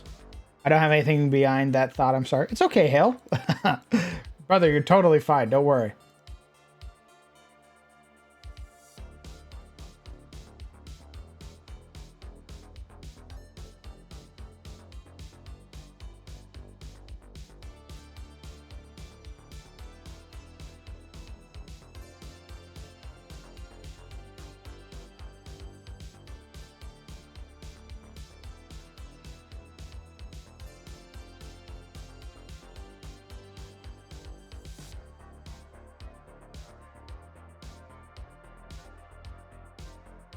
Ooh, my food's on its way.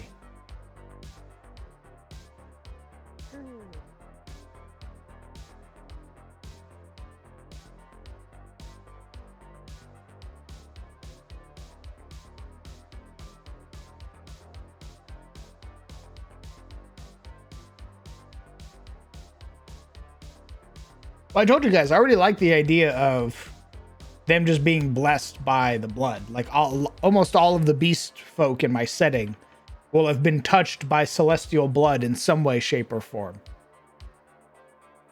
So we've already got most of the origin figured out. What about giving like a feather fall to negate damage?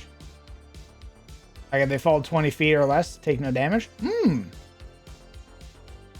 What about a bonus on dexterity checks when it comes to acrobatics, like climbing, balancing?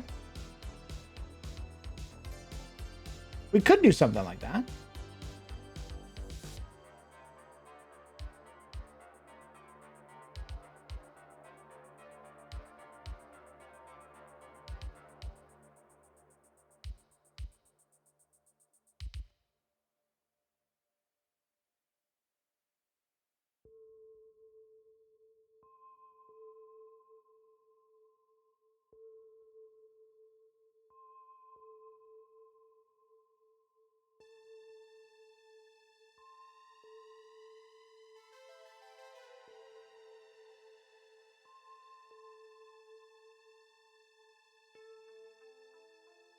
So for Cat's talents, based on the Tabaxi race, you get proficiency in perception and stealth.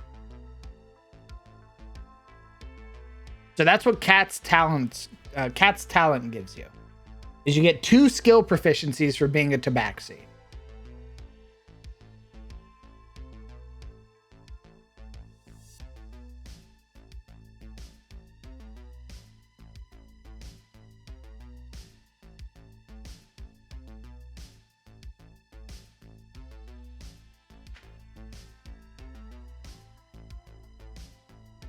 As well, they get Cat's Claws, which is their unarmed attack. But instead of a d6, it's a 1d4. And this ability increases to 2d4, 5, 3d4, 11, 4d4, 15.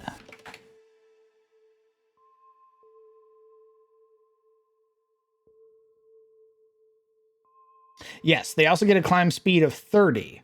So they have a climb speed and a walking speed of 30.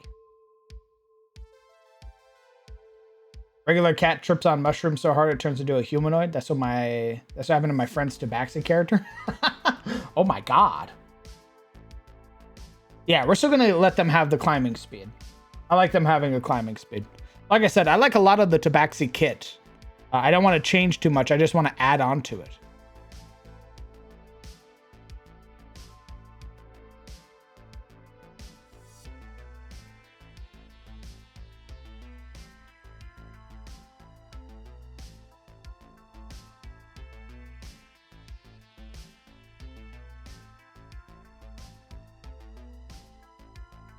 Their blood could also be made into the Bloodborne game's Beast Blood if mixed with a cocktail of ingredients. Oh, God. That's how you end up with old Yarnum. You don't want that.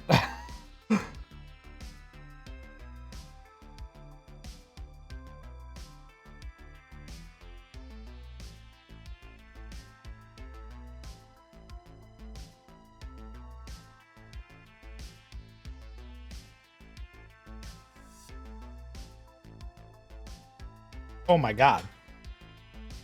Condemning the land.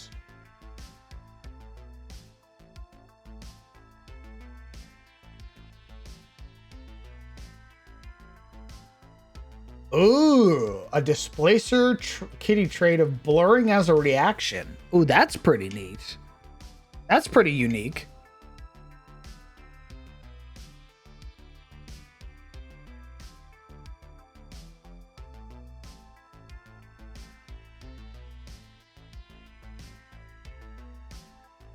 Better insight? What do you mean, Hale?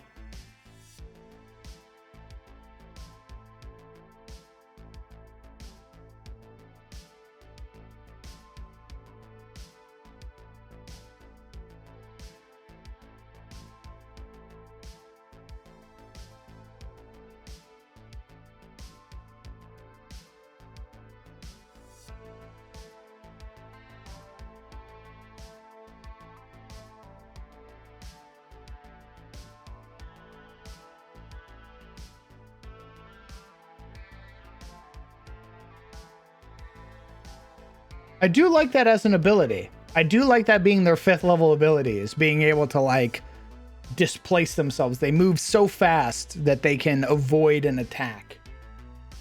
I like that.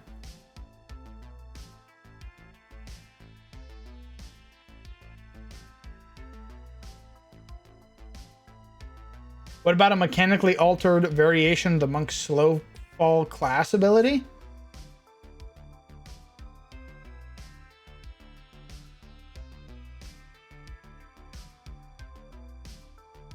Well, cats have a natural predator instinct to know if something means them harm. Perhaps the felinator can still have some of that and can somewhat sense if someone means them ill will.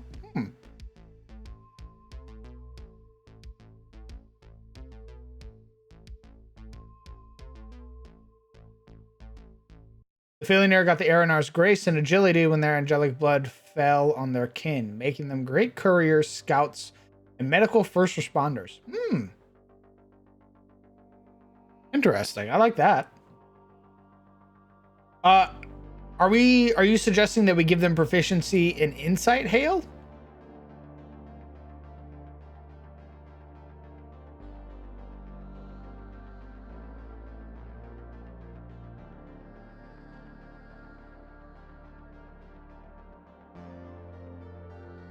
I definitely want to give them the Displacer Kitty ability. Absolutely.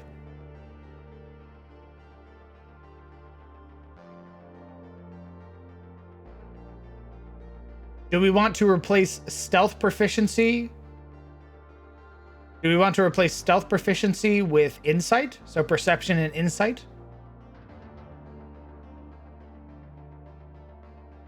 Both of those being very predator oriented, like being able to see a predator and know that it means you harm.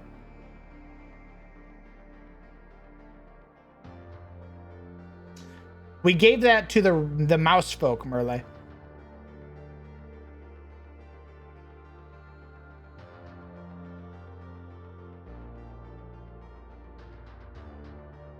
Okay, I'd be down to do that.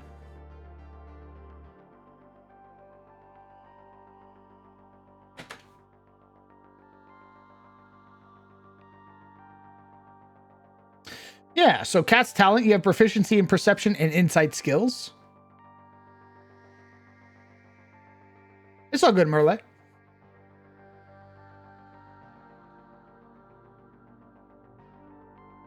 I can move 500 feet in a turn. God damn. That is the whole Tabaxi shtick, though, is being able to move beyond the sound barrier. Got the zoomies.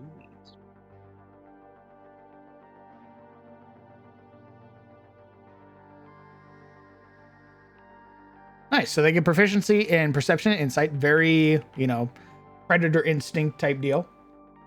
We increase their unarmed attacks, so that way they're still useful even at higher levels. They work well with rattling inquisitors snooping out cultists in big cities. Interesting. Very interesting. Okay, guys. My food's here. So I'm going to go recharge my brain with some food. And then we'll come on back and we'll finish up the Felinir. All right.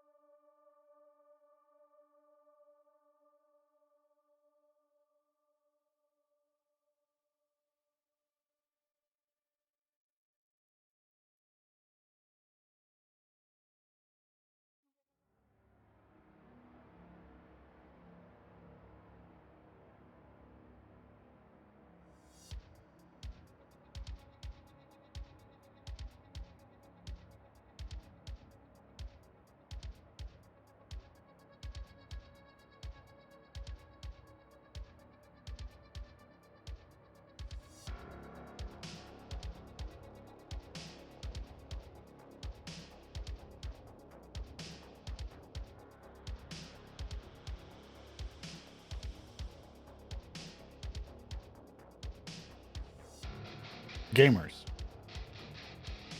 He's back. a return. Having consumed my food.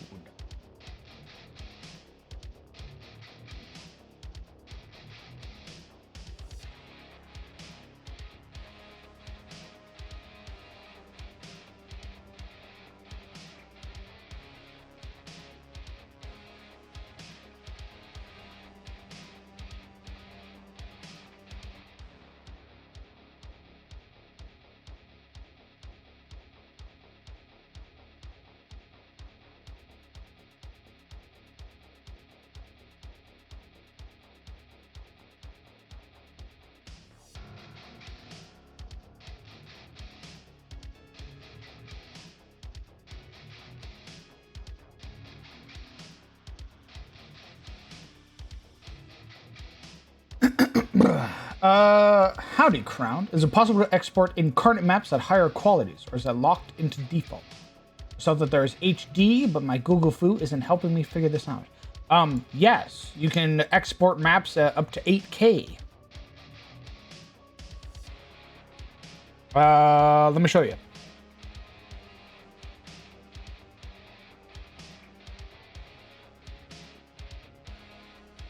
Stand by.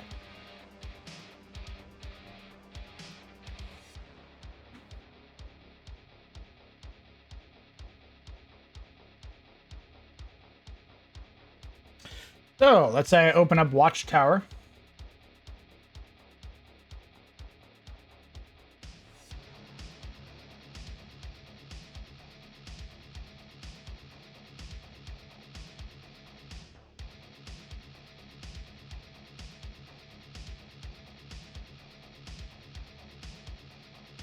Once it fully loads, I'll go down here to export. Down at the bottom, you can also hit Control P. It'll bring up this prompt. It'll ask you export resolution, and then you'll hit HD export, experimental. You'll drag it all the way to the side and export it in 8K. You can export it as little as 1K or 4K. Actually, it'd be 1K, but I made this map in 4K. So yeah, you have a wide slider. It goes all the way from 1K to 8K, and then you export it.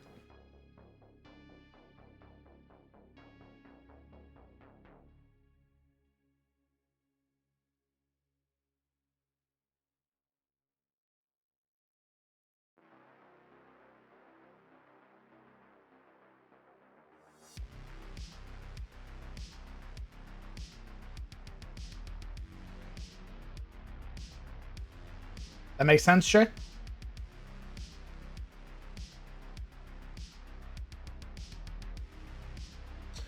And that's different than 100 PPI, yeah?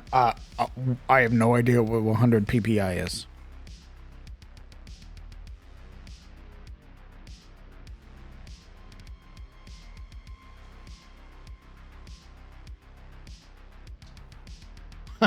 Sorry, brother.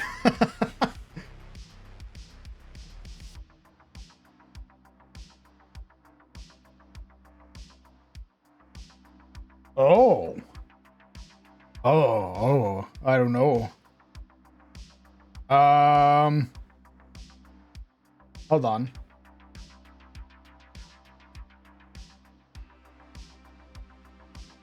What is wrong?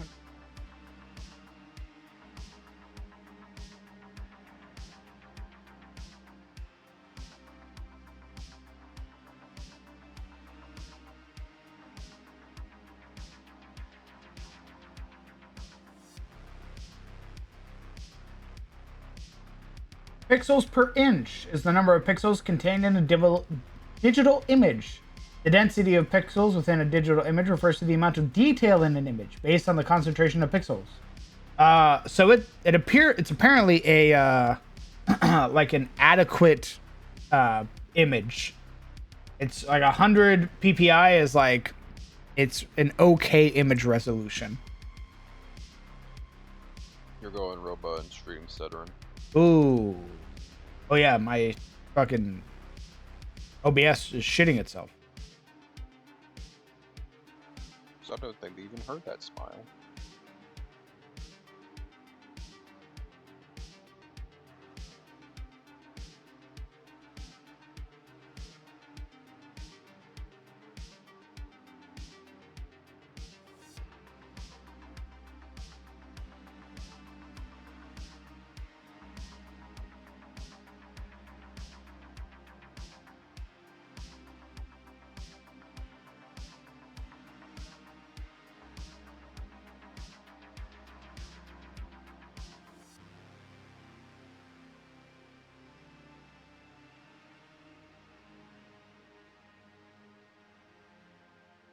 Am I listenable again? Can people hear me? Yeah, stream cleared up. Okay. If he's looking for just average quality of an image, you can just export the map in 2K and be fine. That's what base maps default to, is 2K resolution. So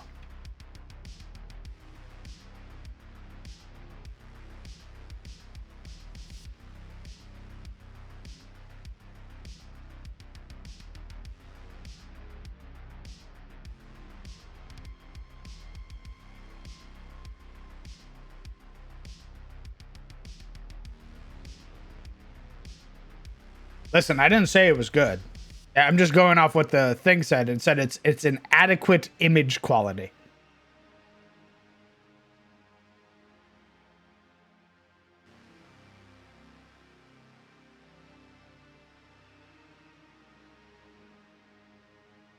I wonder where I can find such a map. Hey, Chen. It's on the Patreon. You want to get this map? This town map? You can get it on Patreon, baby. Oh, wait. It's on the page. Look at all that detail.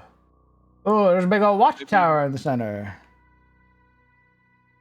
Maybe you're like, I don't want that. Maybe I want a big city map. I go, oh, big city? Don't worry. We got you covered. Here's Rosewood. Also on the Patreon. Big old city map. Maybe you're like, no, I need something even smaller. I need to go even further beyond. I say, oh, don't worry. You got Elions. Here's a Hamlet. For all your games. On the Patreon. For the July map pack. Anyway. Back to Foundry. Maybe one day these races that we're making on stream as well.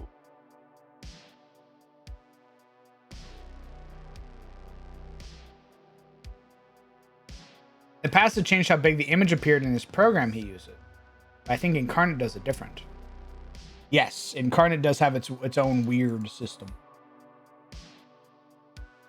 Does Feline... So with the Feline, do you rule on multiple effects that double speed? You add the base speed up multiple times or have it go up exponentially? I've never had to deal with that, so I have no idea. Is that like a point of contention for the Tabaxi?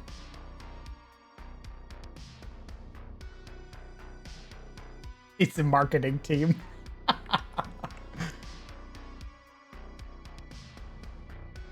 Yes, you can, Legion. For $10.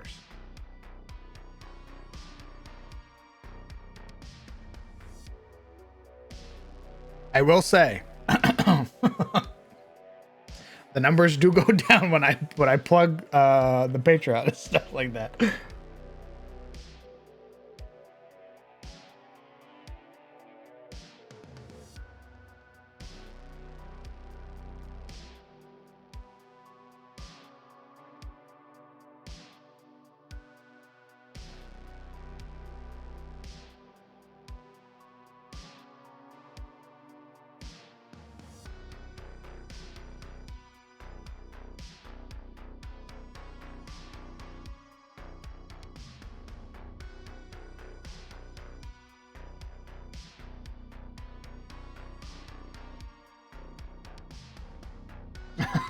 Sorry, I couldn't do more, Shay. Hopefully you get it all figured out, brother.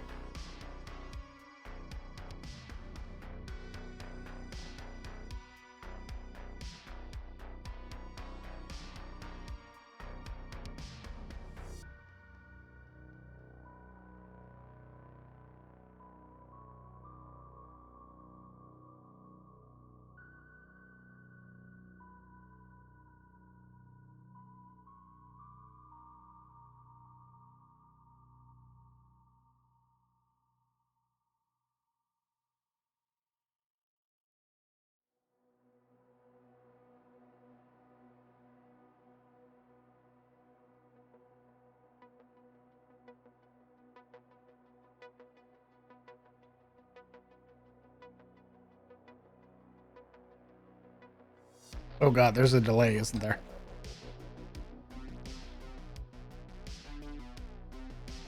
It wasn't that bad.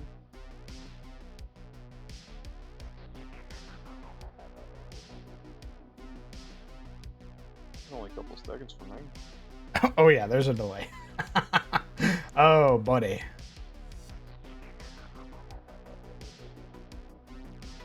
Here I was about to ask for my daily allotted PogChamp.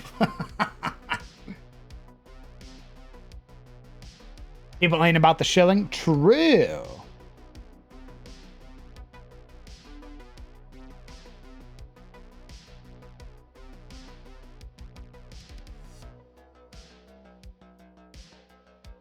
We're just curious, because also do that with haste and boots of speed, but basically with 30 base speed, you get 90 or 120. Ah.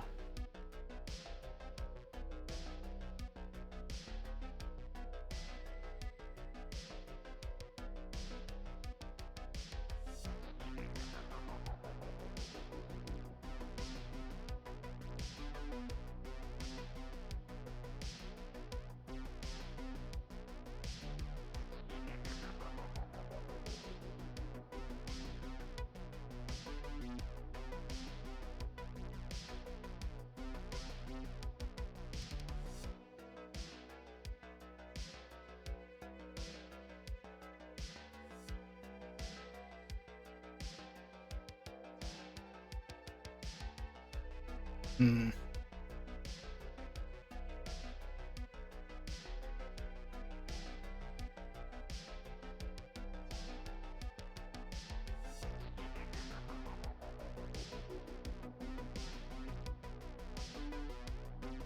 Hmm.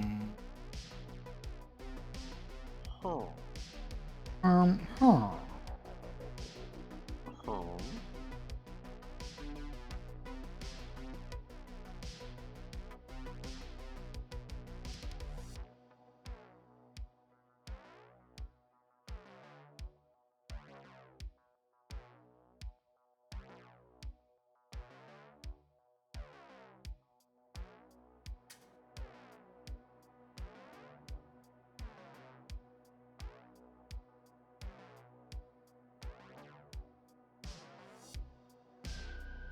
Shilling is bad.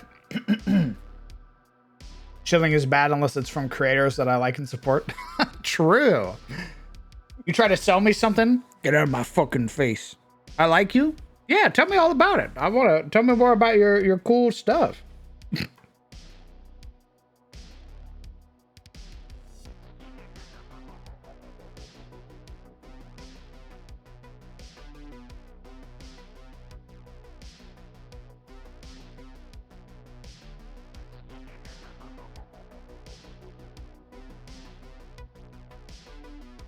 Hmm.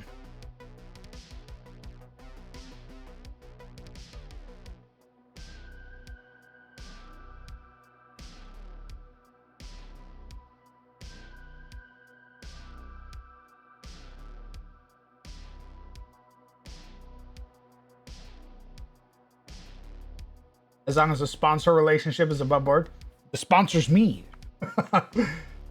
It's me. I'm my own patron.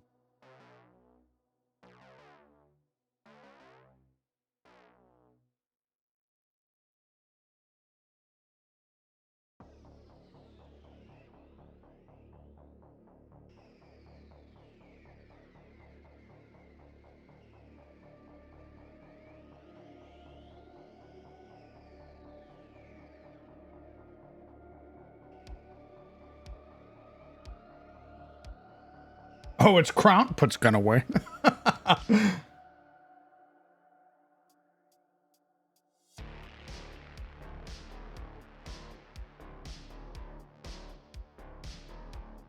Oh god, more rattling abilities? Guys, they already have so much.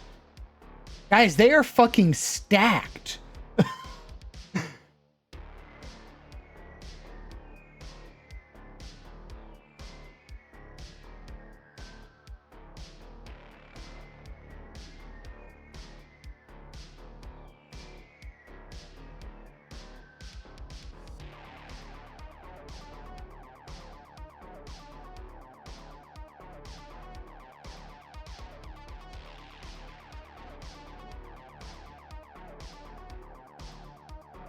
Let's see the ability.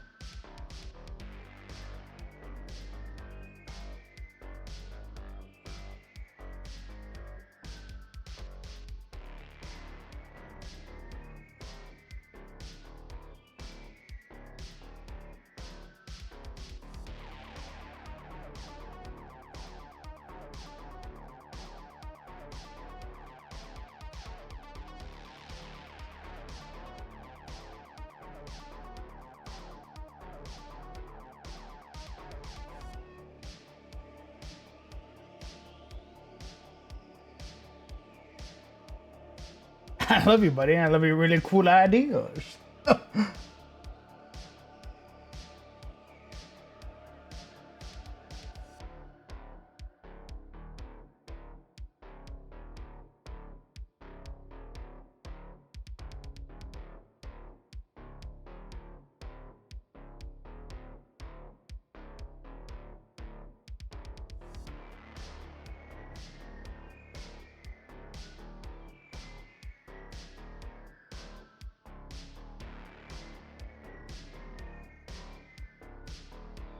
Stalwart sermon.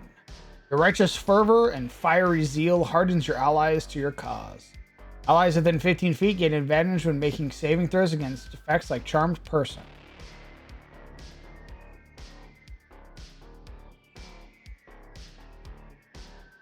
That's a neat idea. What would we replace, though?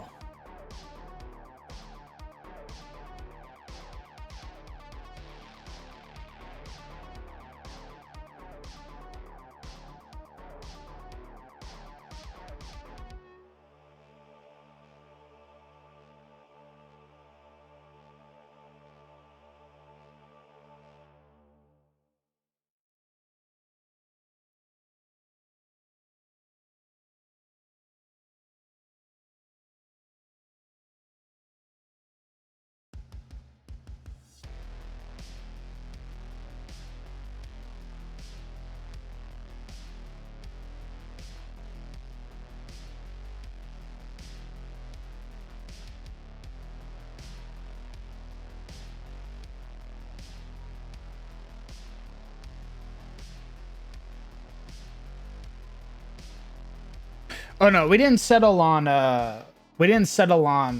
pack tactics. We gave them misfortune.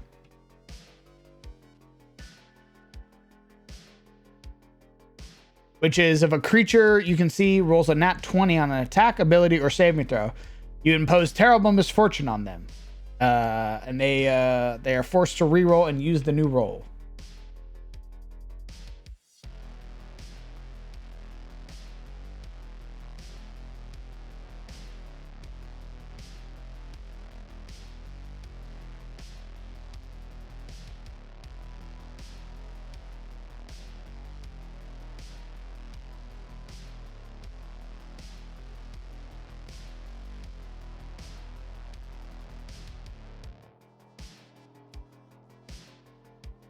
Oh, okay.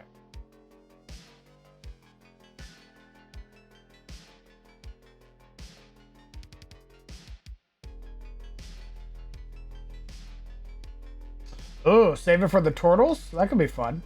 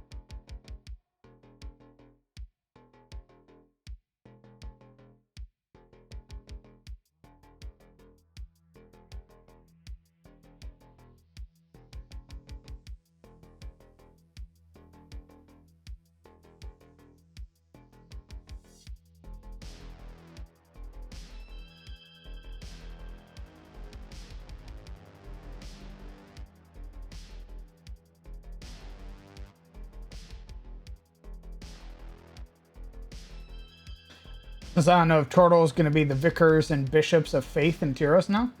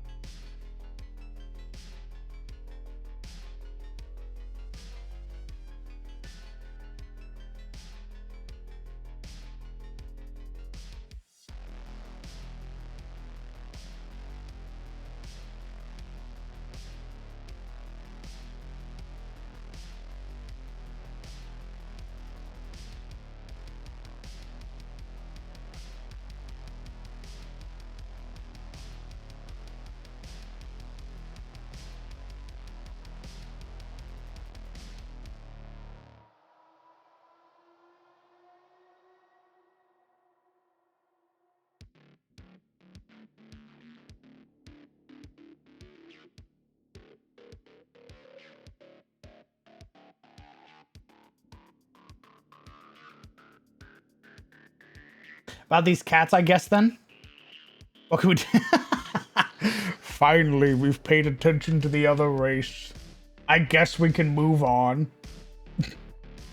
There's nothing really else we can add to them, guys. Like, the mouses have so much. They are so they're way cooler than they were before.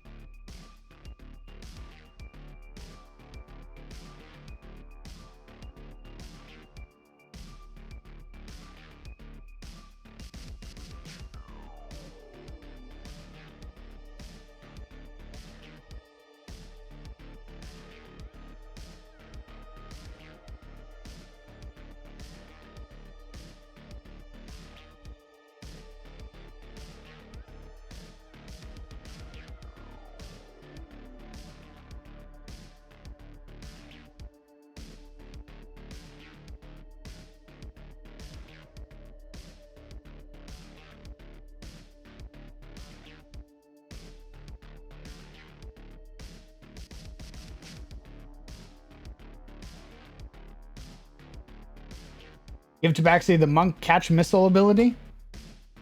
I mean, I don't want to take class ability.